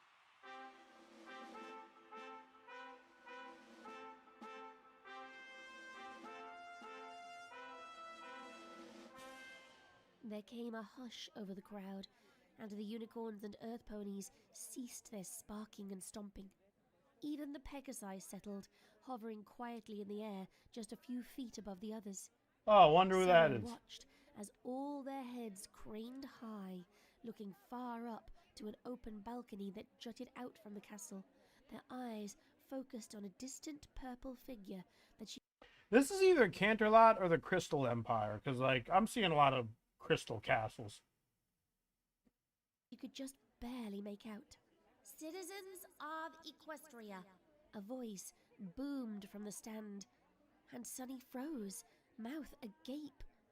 It was the monster's voice. It's Twinkle Sparkle. but higher pitched, more energetic.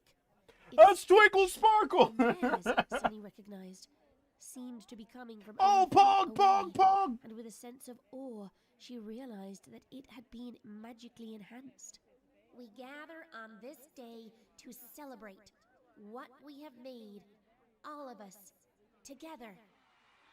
The crowd roared. Look at cheering her. Even louder than they had before. Whoa, until a whoa, solitary whoa, whoa. raised into the Whoa, whoa, whoa, whoa. What's going on here? What? Why does she look like this? sky from the figure, quieting them all. Some of you children may only know this day as a celebration. Some of you The foals. crowd hung their heads low in some show of respect. And may they continue to do so forever. For the others, I thank you for your wishes. This day, 10 years ago, marked the first death of a guardian of harmony. Sunny What? stepped back, shocked.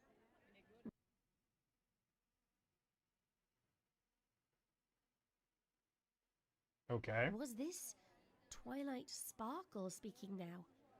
But she shared the voice with the monster from her dreams. She is the Could monster from her creature have dreams. been a mimic? Some sick mockery of the princess and all her ideals? The speaker continued, choking slightly as she resumed her speech.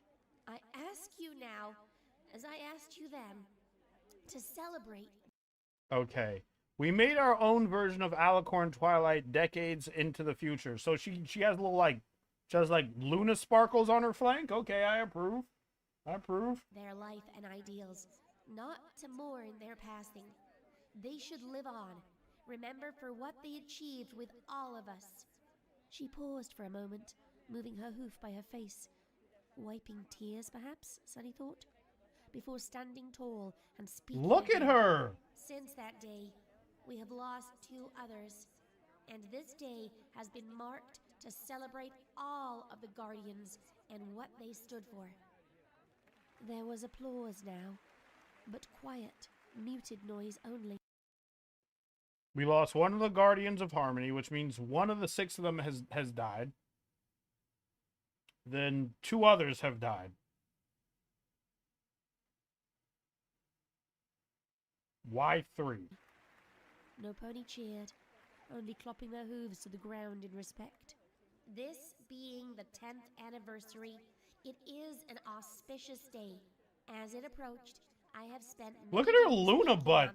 She got some Luna butt stuff going on. And I have made a decision. Ponies of Equestria, I, Princess Twilight Sparkle, have a gift for you all. And above her, 6 brilliantly colored stones rose into the air, circling slowly around the speaker.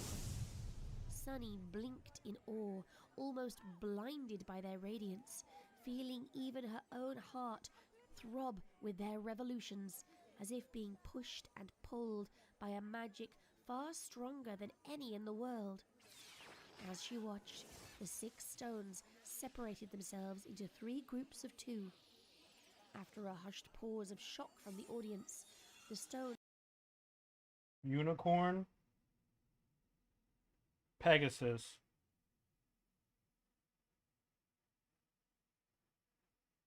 Earth Pony. I don't know why that took me so long. My brain is shutting down. and then each pair smashed. Maybe I need to get some fucking sleep. An ear-splittingly loud crash.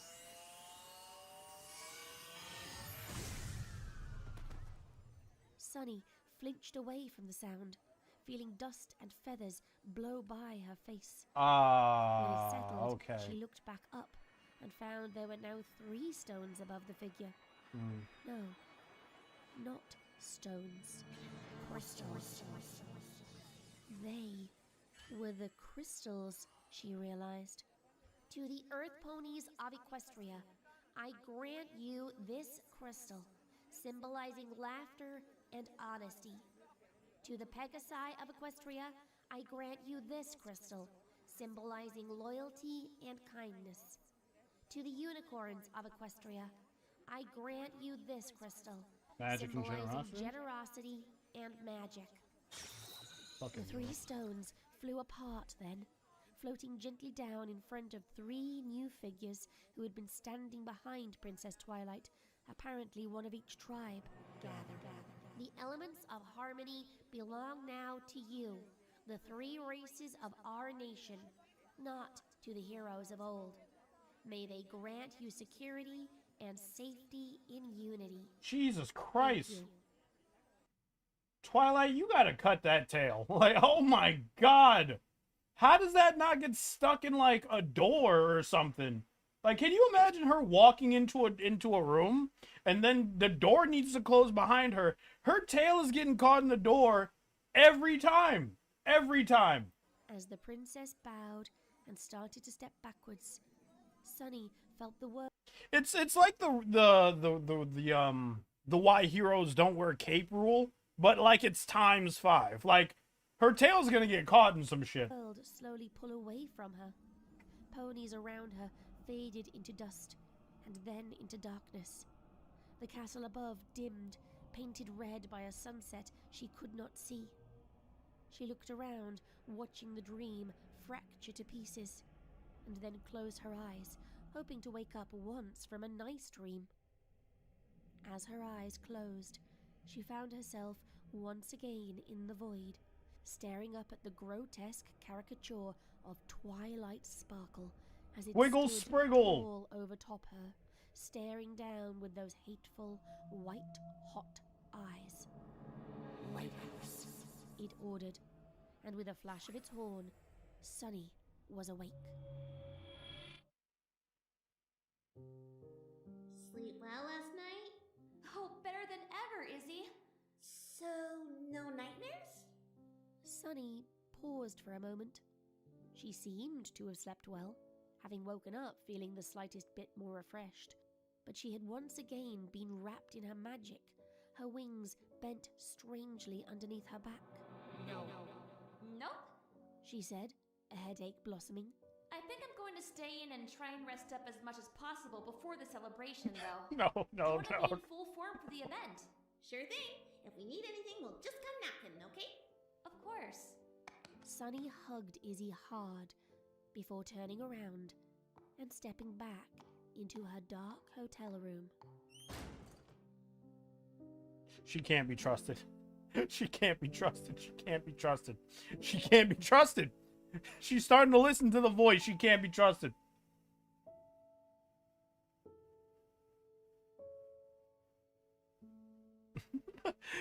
Tear-stained face and dead eyes. Nope. Nope. No nightmares. Just like mascara running and bloodshot eyes. Just like, nah, I slept pretty okay, actually. Okay, well, I'm gonna make a guess. Twilight came out on the balcony and was like, we lost 3 of our not elements of harmony, the element bears. I'm gonna guess that one of them was a Pegasus and the other was an earth pony and the other one was a unicorn. So that would mean, well, Twilight was there, which means that Rarity would have to die. So Rarity passed away. The other 2 groups, I don't know, man. It's a toss-up.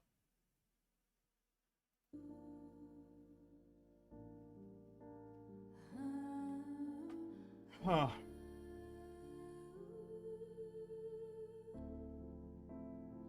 It's hard.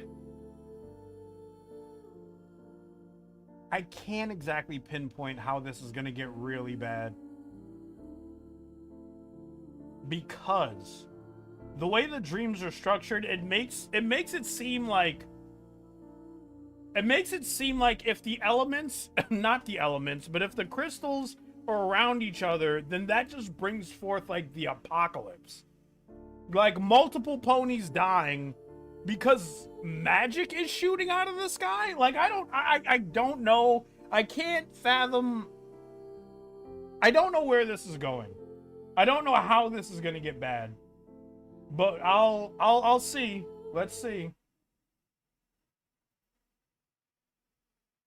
Last chapter. Oh my word. But I kind of like that. I like how I can't pinpoint like exactly how bad this is gonna get. I love how I don't know. I love how I can't really pinpoint like how this is gonna end.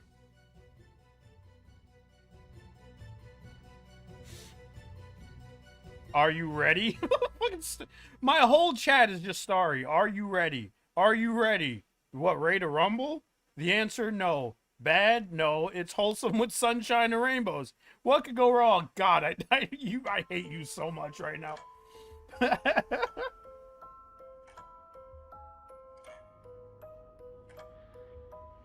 Remember, kids, never trust demons.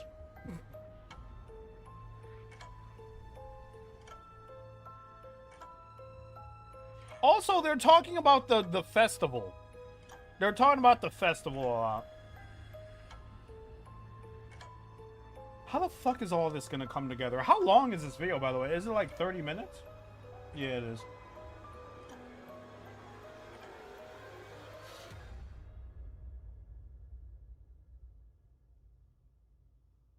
I'm thinking like sacrifice or...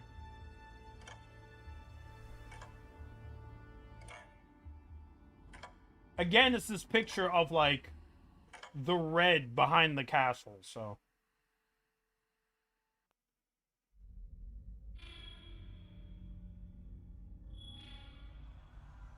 Scores of Pegasi fall, their wings smoking and riddled with magic blasts.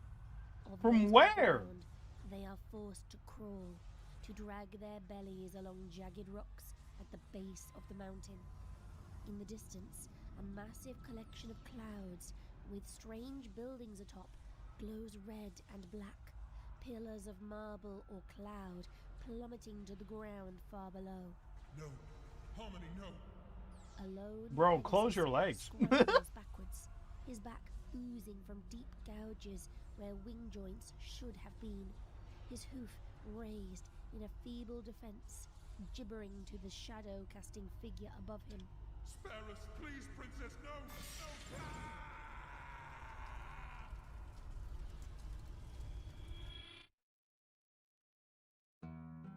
I can't quite make out your notes here, Sonny. What were the colors used for the celebration? This is like the worst hoof riding I've ever seen. Riding this bad should be illegal. Shut up! Sunny smiled, her cheeks lifting the bags under her eyes. No getting out of fines for poor writing just because you're my friend, right? Hitch laughed. That would be nepotism, and is definitely illegal. So what does this say? Sunny craned her neck over, reading from the letter she had written to all the delegations. Well, there was some mention of whites and golds, which kind of makes sense with the sun, you know? Yeah, so white and gold? Pink and purple. Why don't we do pink and purple? Sunny swayed slightly on the spot. Pink and purple. Pink and purple. Okay. Huh? How come? Izzy, Phyllis, and Queen Haven all have some shade of them in their coats. It seems like the most neutral color we could choose. Sunny Pink and purple. Pinky and Rarity? He lied, looking off in the distance. Sonny, you okay? You're drifting off there. You're not having any more nightmares, right? At least you're sleeping tons, right? Nope, no nightmares. I am sleeping. I just have a lot of it to catch up on, I guess. Like Sunny's hair, too? Okay. Well, I'll leave you to it then. See you, Hitch. You're doing great so far. I can't wait to see it when it's all done. She hugged him tightly, patting him on his shoulders, and gave him a bright smile in farewell. After watching him all the way to the stairs, she turned back around, facing her bed with a drowsy yearning.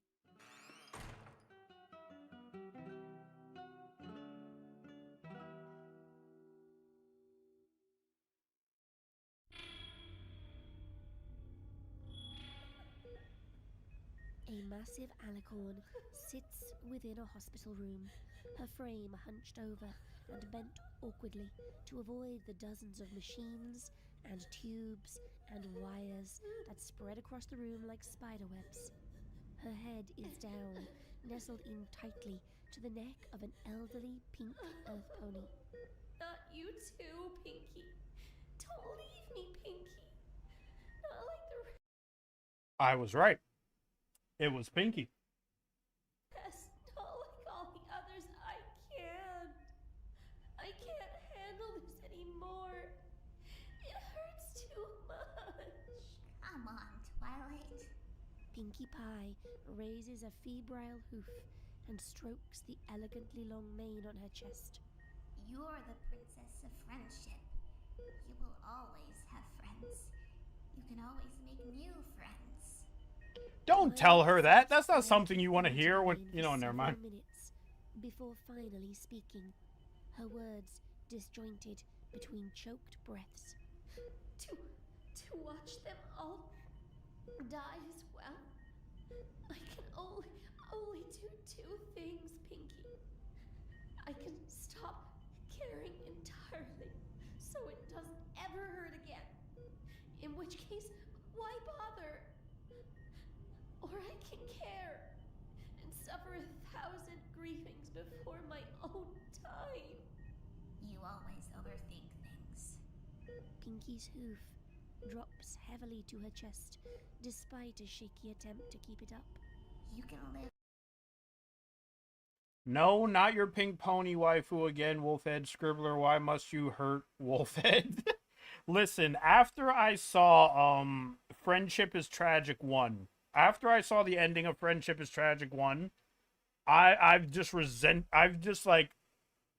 accepted the fact that whenever I watch anything that Scribbler presents, anything that Lost presents, anything that Mag presents, Pinky is probably going to either die or suffer in some capacity. It's fine. I don't particularly like it, but I'm here. A happy life for us. Be honest for Applejack. That's suffering of my comfort character. No. She coughs hard, and Twilight levitates a tissue to her mouth and dabbles away the spit that has gathered. Go be happy and have fun. There be fun without you. I'm sorry, this is a real fucked up scene, but the transition between that picture and this picture where Pinky's hair is just like ash gray and she's just like this really got me. Oh my god. There is silence. Pinkie Pie? There is silence. Pinkie Pie? She's There gone. is silence. She's gone, boss. She's gone.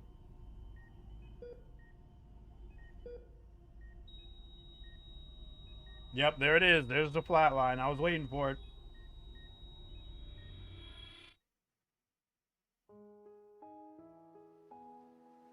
So we fashion these lift things out, kind of like.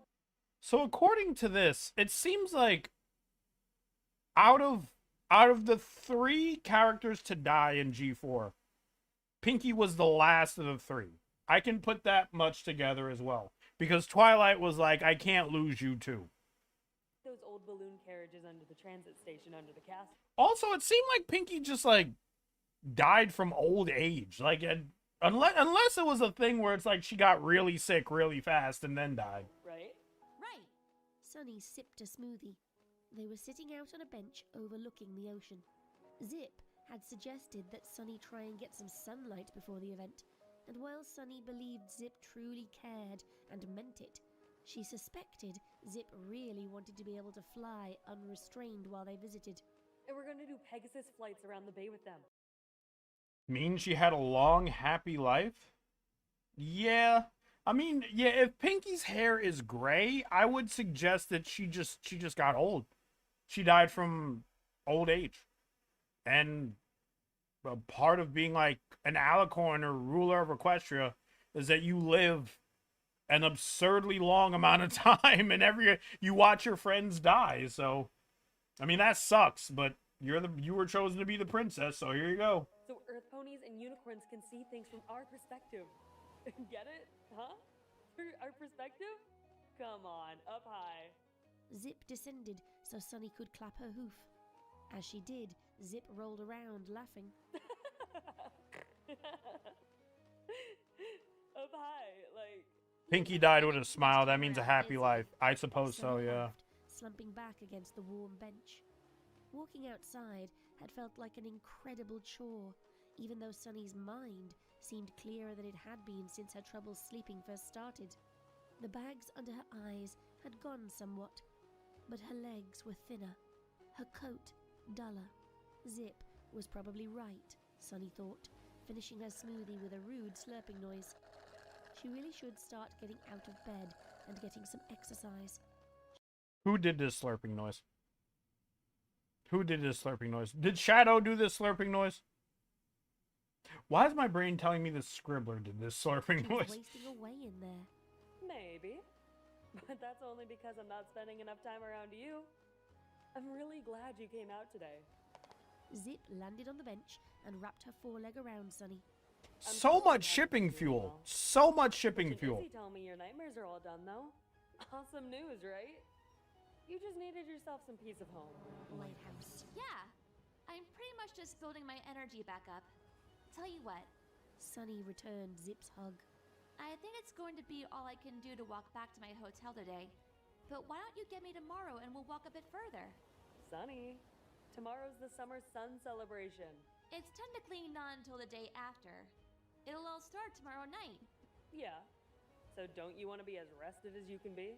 Worst case scenario, Phyllis said Cantor Logic had some neat wheelchair thing that could lug me around in. I'll be there. Don't worry. Oh my god, I just now realized the black I'll knock on the tendrils. door sometime tomorrow morning, okay? Well, let's get you back home and recovering for now. Something's up, dog. I don't trust Sunny. She's just listening to the voice now.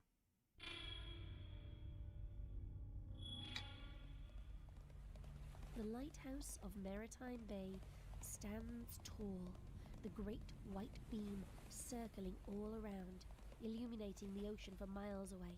She's coming now. Do you see the clouds?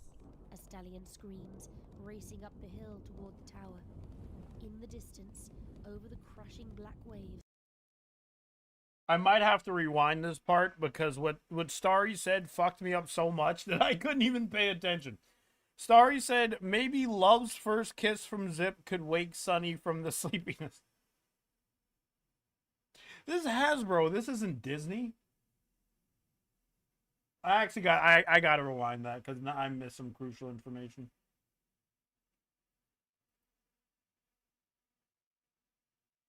Bear with me. There we go. All around, illuminating the ocean for miles away. She's coming now. Do you see the clouds? A stallion screams, racing up the hill toward the tower. In the distance, over the crushing black waves, massive clouds of purple and red billow and grow out of nowhere, as if a volcano were rushing along the sea. Cracks of thunder rumble menacingly in the air, echoing flashes of purely pink lightning. Pink and purple. Oh. Are you sure this will work? They're the elements of harmony. Oh, well, they were. If these don't stop her, we're all doomed. Up the stairs now. What the fuck happened? Can't all fly, you know. We can argue about it later. I see her now. Here it is. Quick. The altar. Get the crystals before she destroys this thing. Mine's in. Mine too. A demonic screech fills the air, shattering the glass of the lighthouse windows. Shrapnel flies into the three ponies, knocking the Pegasus to the floor. The sky outside is now pitch black, the indigo clouds completely enveloping the tower. Between the pink flashes of lightning and circling lamplight, a dark and jagged shadow of an alicorn with glowing white eyes can be seen, never in one place, rapidly flickering around the tower. The last thing you see before you die. The center platform of the lighthouse, and the three watch in desperate, breathless silence as the lamplight spins slowly around. There must be no love. The black demon shrieks, settling in. I like this picture of Twilight as well. The lighthouse, blasts of wind from its wing beats, flinging more broken glass at the ponies. No more friends, no more companions. All shall hurt as I. The lighthouse beam. Oh, so Twilight is doing this just because she lost her friends. Okay, all right, I've cracked the big mystery. Illuminates the demon, washing it with rainbow-colored light. As it howls. My eyes! As in pain, the three ponies watch as her form fades away into the light, the rainbow flowing into the lamp and down into the three unified crystals. As the last vestiges of the demon's shape sucks away into the crystals, the world fades to black. An endless universe, so far removed from everything, it is as if light itself has never graced its halls. Gather. The Skittles commercials be like.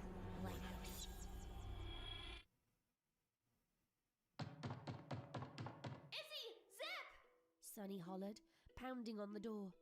Her heart was racing 1,000 miles a minute, her voice frantic and high-pitched. The hectic smashing continued, the din dwarfed only by her own shouts. Open up! Open up! Open up! The door swung open sharply. Zip and Izzy immediately filling its frame and reaching out to Sunny. What's wrong? What is it? Sunny recoiled from their grasp, her body practically vibrating. Sweat flung off her as she bounced in place, her mane sticking slick to her forehead. I figured it out! I figured it all out! The nightmares, what's happened to me, and I know how to fix it! Sunny, calm down. Yeah. Have you still been having nightmares? Yes! Ears drooped. No! But it's okay. I figured it out. I mean, no! Why didn't you tell us? Zip asked, hurt. Don't you trust us? More than anything. I couldn't, but now I can. I know now. I figured it out. I'll explain when we're there. What? There where? What are you going on about? Sunny, why don't you come in? We'll get some tea. We'll talk this out together. Izzy offered, stepping back and waving a hoof into their room. I get you'd be excited to cure what's wrong, but you've got way too much energy right now. Even for me. No! There's no time! Get your crystals and meet me at the lighthouse. Hitch! And Hitch!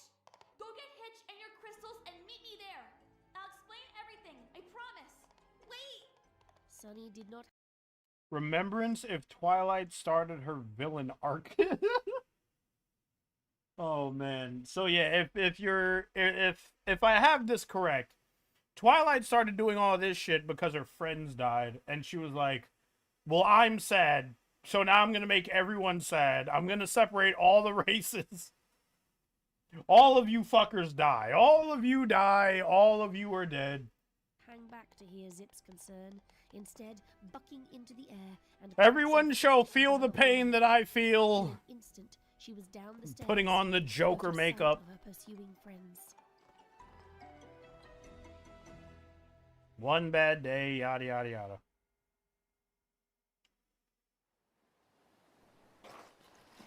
Sunny Star Scout, atop the pile of rubble that used to be her home, flinging chunks of concrete and drywall haphazardly. She's behind her. insane. She's actually Above her, insane. The stars hung, set deep in the abyss of night around her. There was hardly any moonlight, her figure illuminated only by the faint glow from Izzy's horn as she trotted up the hill. We're here, Sunny. Izzy caught her breath. Zip and Hitch followed up shortly afterwards, the sheriff's mane mussy and his eyes tired. She's just as energetic when she woke us. Zip whispered to Hitch. Just want to point out again, Earth Pony, Unicorn, Pegasus. What's about to happen? What? He grimaced as he sidestepped a wayward chunk of metal from Sunny's frantic clearing. Okay, Sunny. Hitch announced, slowly stepping forward. Zip tells me that you're not doing too well. A little worked up about something. You know you can talk to me, right? Crystals. Sunny pounded away at some large mass that blocked her process. You brought the crystals, right? Izzy stepped forward, her horn light revealing Sunny's cracked and bleeding hooves.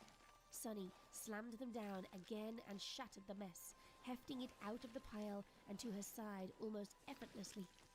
Hitch winced from the splinters and rocks that stuck out of Sunny's fetlocks, though they did not seem to impede her process whatsoever. We did, but you need to let us know what's going on, okay? You gotta slow down a little. I don't Tell trust us this. what's wrong. I don't He trust this. stepped forward once more, ducking as another stone sailed over his head.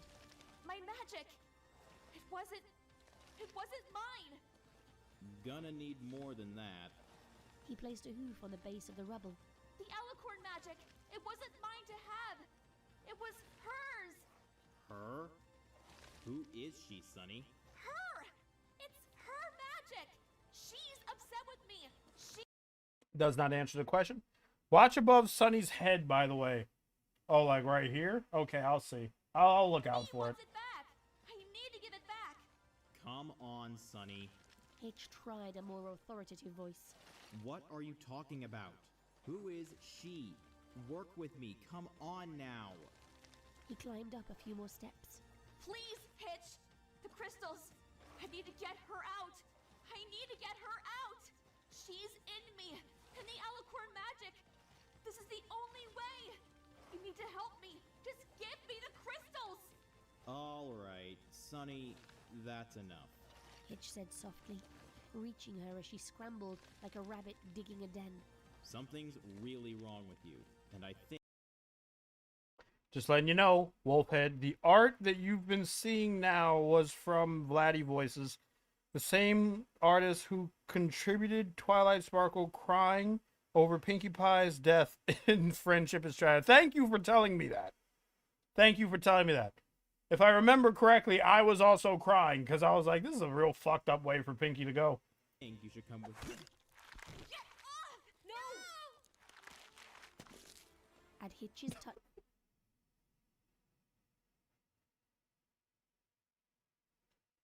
Jesus Christ. How hard do you have to...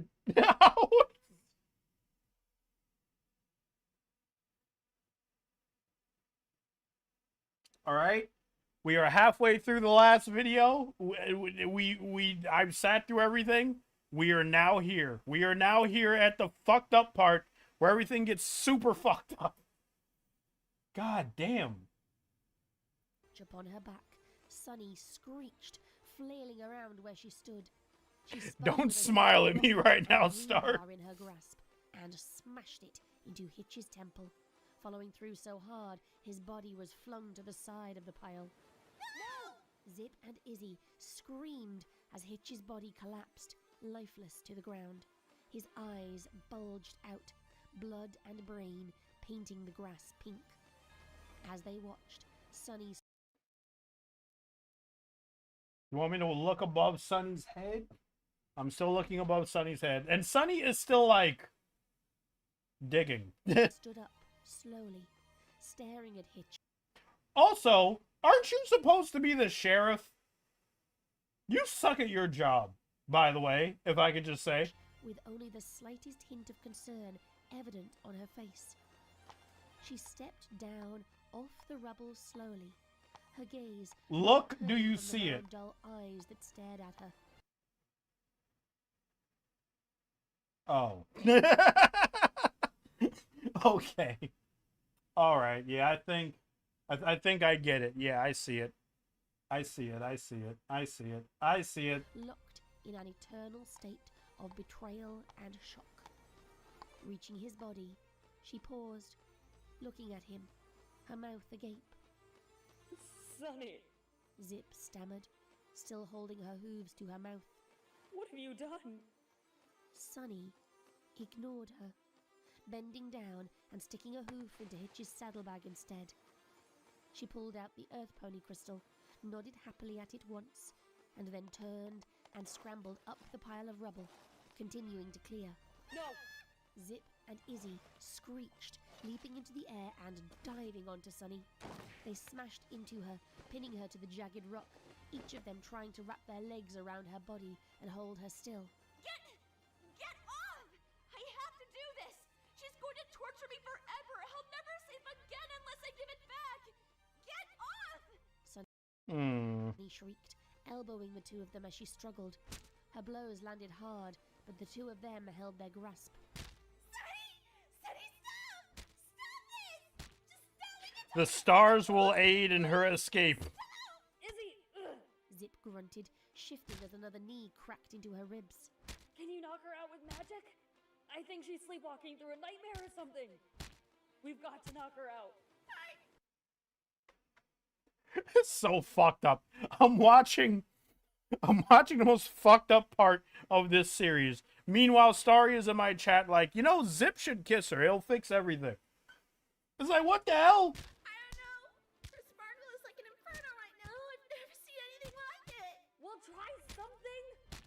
Sunny suddenly stopped struggling against them and turned her attention back to smashing and tossing the concrete aside, still jostling and swaying the two ponies on her back.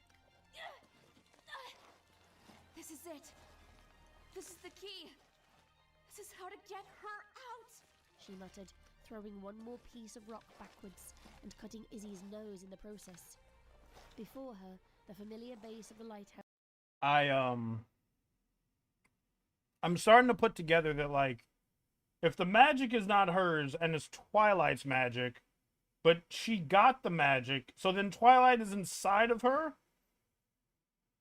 and she's now trying to free Twilight so that she can sleep again. But what she doesn't understand is that if she frees Twilight, things will be so much worse. Okay. Came into view, the intricate etching of the Pegasus crystal, front and center. Sunny's eyes widened, and she gasped, redoubling her efforts at the trash and stone. This is it!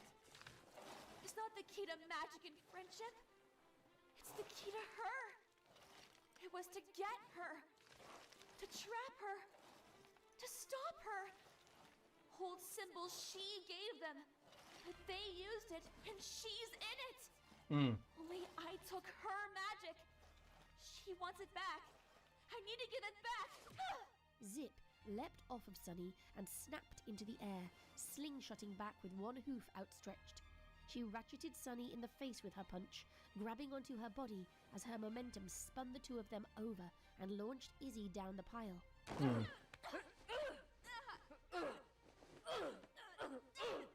They came to a stop over the lamplight altar, Zip holding Sunny's forehooves down with her own, sitting on her legs, completely pinning her.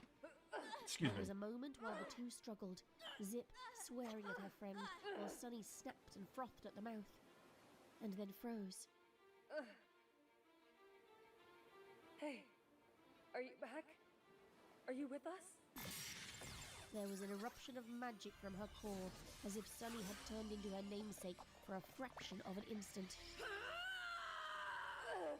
Zip shouted as she turned away from the blinding light, and then whipped her head back to face Sunny, gasping. Orange magic enveloped her like fire, her wings colossal and fully extended. Her horn curved slightly back and spiraled to a gleaming point. Jesus Christ. Sunny hollered in animalistic rage and thrust her head forward, driving the horn straight between Zip's ribs. Oh.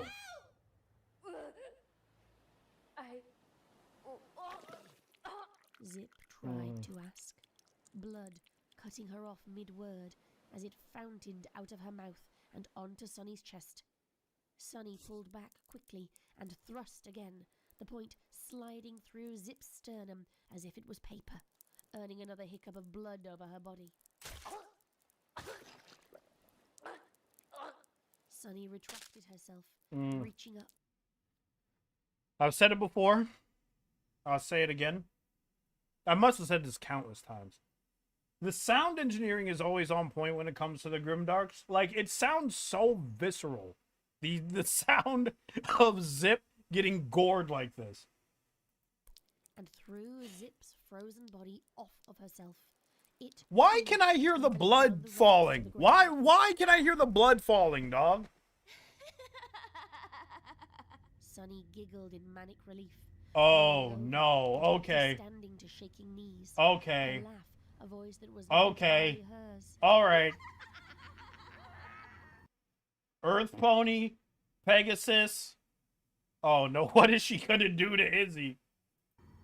She stumbled and slid down the rocks hurriedly, reaching Zip's body, and bent down to rummage through her saddlebag.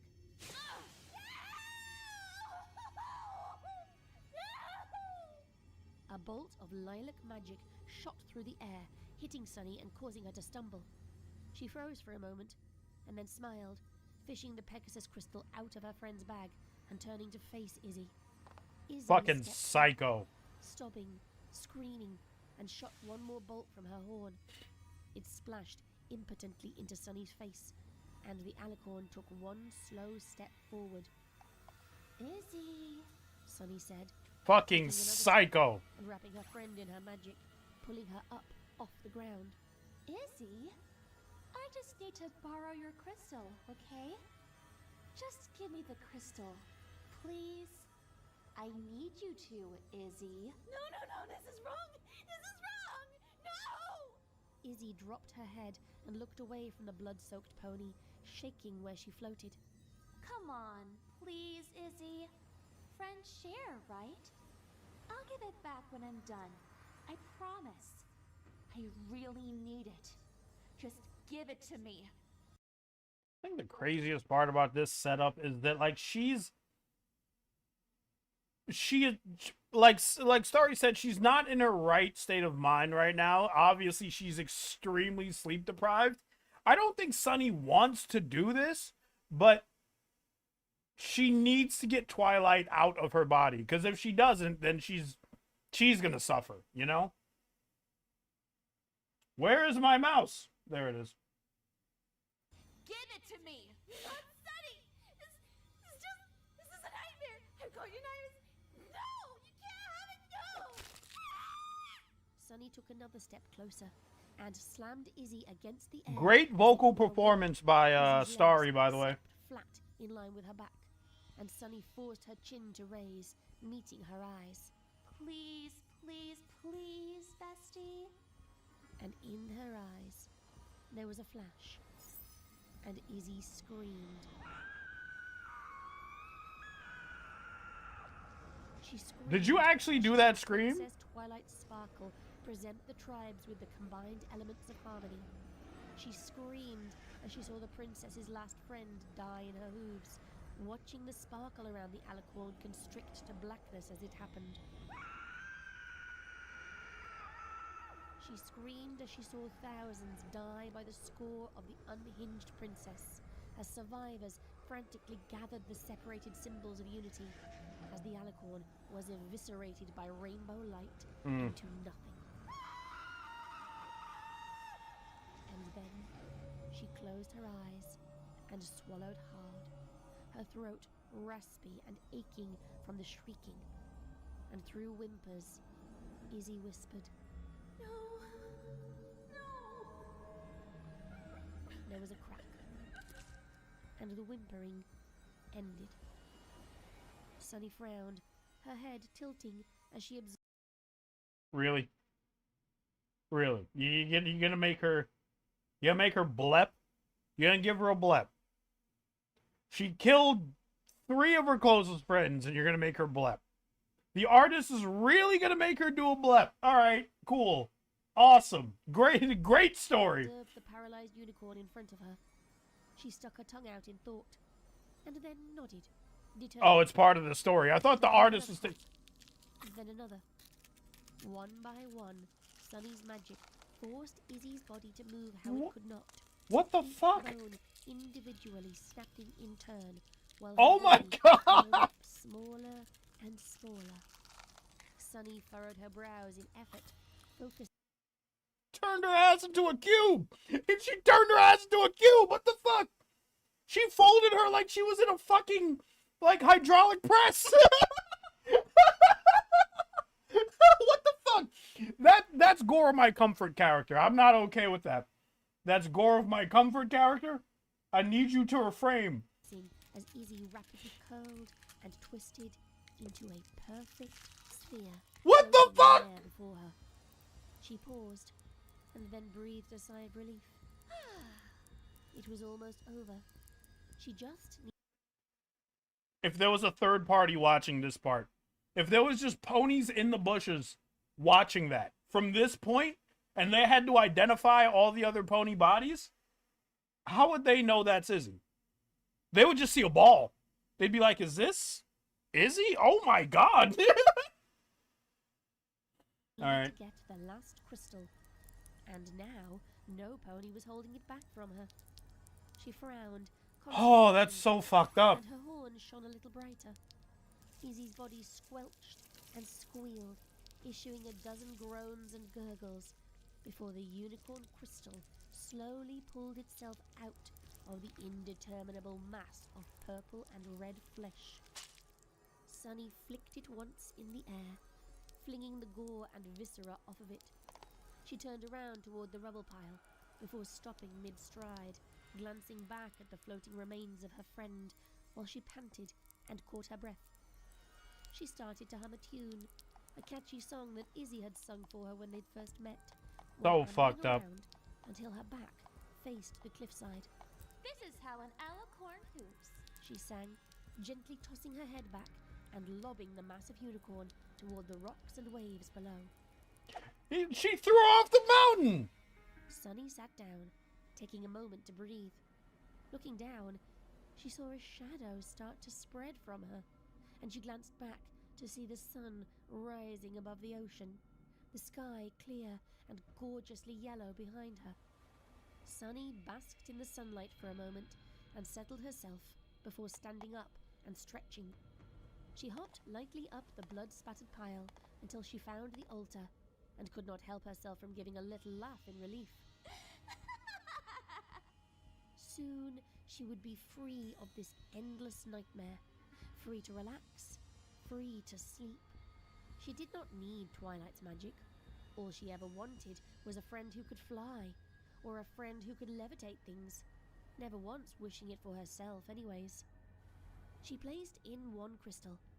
If you release Twilight, it will be so bad. Her friends were so unwilling to help her. Clearly she was struggling, but it worked out. She had gathered the crystals and come to the lighthouse. She placed the second crystal in place, dreaming of the wonderful slumber she was going to have tonight, entirely dreamless for the first time in a month. Without hesitation, she set the last crystal in place, and then sighed happily.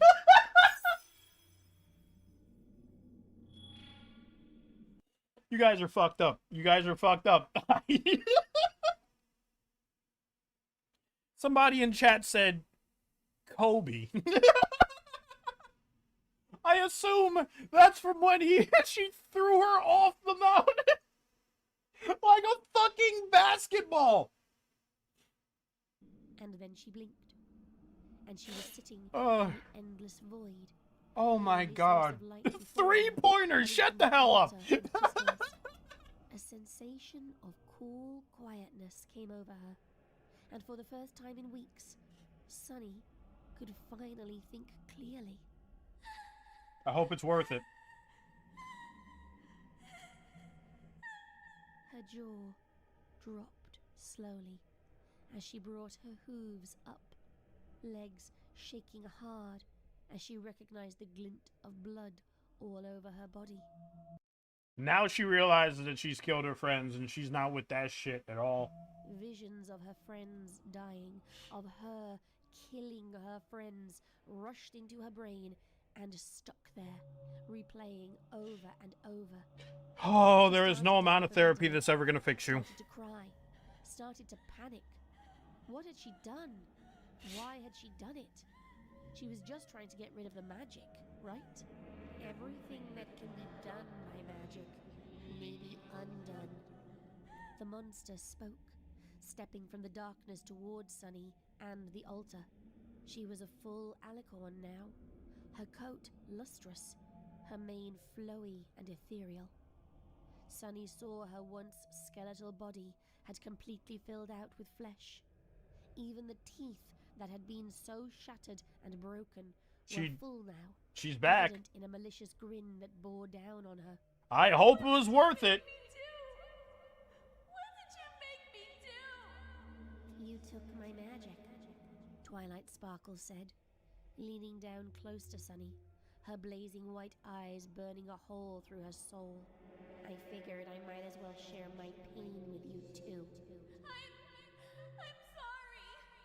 I wouldn't give it back. I didn't know. I didn't know.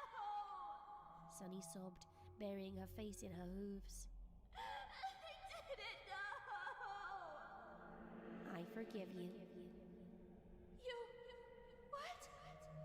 Sunny lifted her head ever so slightly, cringing away from the demonic face before her.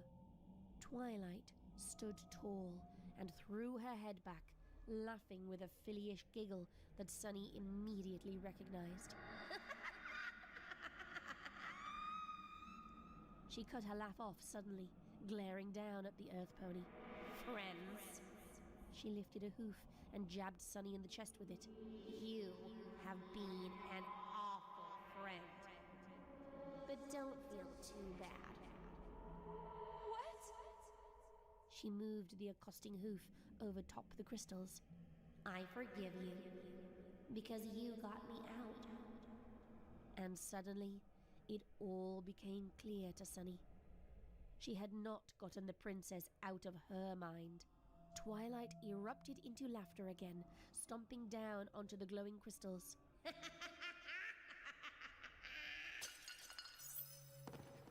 Sunny landed hard onto nothingness, the altar and alicorn gone, leaving her there alone in the dark.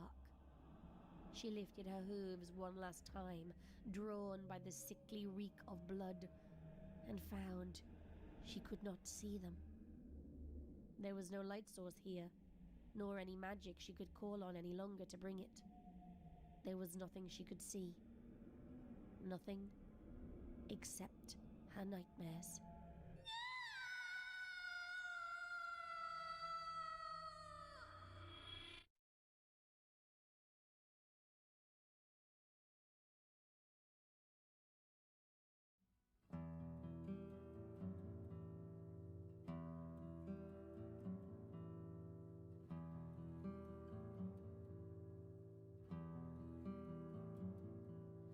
She's dancing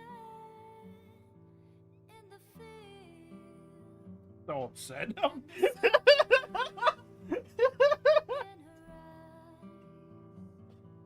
I'm gonna press it. I'm gonna press the button.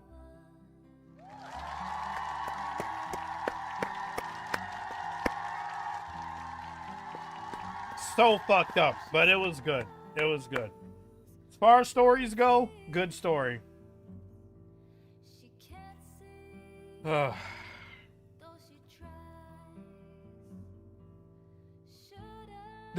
Sunny can't get out of that. She cannot get out of that. She's now stuck in the upside down, and she cannot leave. Well, she can sleep now, I guess. I guess she can sleep now.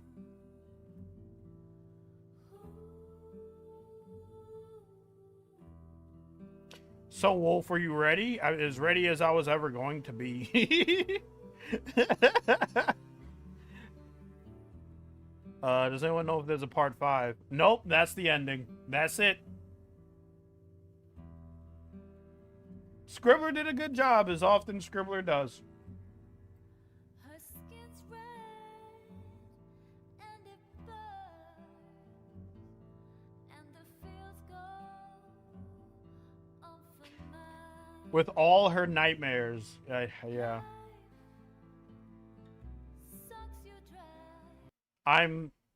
She's stuck in the upside down. She's traumatized. She's gray. Doctor, please help my horse. My horse is not okay. I did not mean that to rhyme. Yeah. Her nightmares just consist of her killing her friends, which fucking sucks. Oh, what you look at that? Oh, wait, no, not Parallel World. What were they talking about? You guys were talking to me about, like, Ashes or something, or, like, Ashes in her wake. Did I react to Parallel Worlds? Does anyone remember? I feel like I have. Where it was about the kid, and he went to Equestria, but he's sleeping, and every time he talks to anybody about it, they think he's a schizophrenic, like he's seeing things. Is that Parallel Worlds? I honestly don't remember. I gotta look back through my streams. Because I'm missing a bunch. I know Scribbler came out with something. But I'm waiting for Scribbler to come out to the next part. I mean, not Scribbler. Lost. Lost did something that people want me to react to. Oh, boy. Ashes in her wake. Yep, that's what it was. All she can feel is the blood on her. Yeah, that's fucked. That's a fucked ending. But it's a grimdark, so it's supposed to be a fucked ending. I'm pressing the buttons for my stream deck, and they will not go. So I will have to do this. Thank you, thank you, thank you, thank you, thank you, thank you, thank you, thank you, thank you. Remember to like the stream. Scribbler, this is really good. Really fucked up story. Really fucked up ending. But it's a grimdark, so what do you expect? I will, at some point I'll react to Ashes in her wake. Maybe before the year ends? I mean, I'll try to do that for Christmas. A little Christmas gift from me to you. Yeah, maybe I'll do that for Christmas. Hope you guys have a nice night. I hope you guys are enjoying the holiday season. I know it's fucking cold. I live in New York. It's not below 20, but it's in the 30s. It is freezing here. I'm gonna go to bed. I'm gonna snuggle in a blanket. And I'll catch you guys next time. I will see you guys later. Friendship is Tragic 2 reactions when? Soon. I gotta wait for Scribbler to release more chapters. I'll see you guys later. Bye-bye. Bye-bye. Bye-bye. Bye-bye.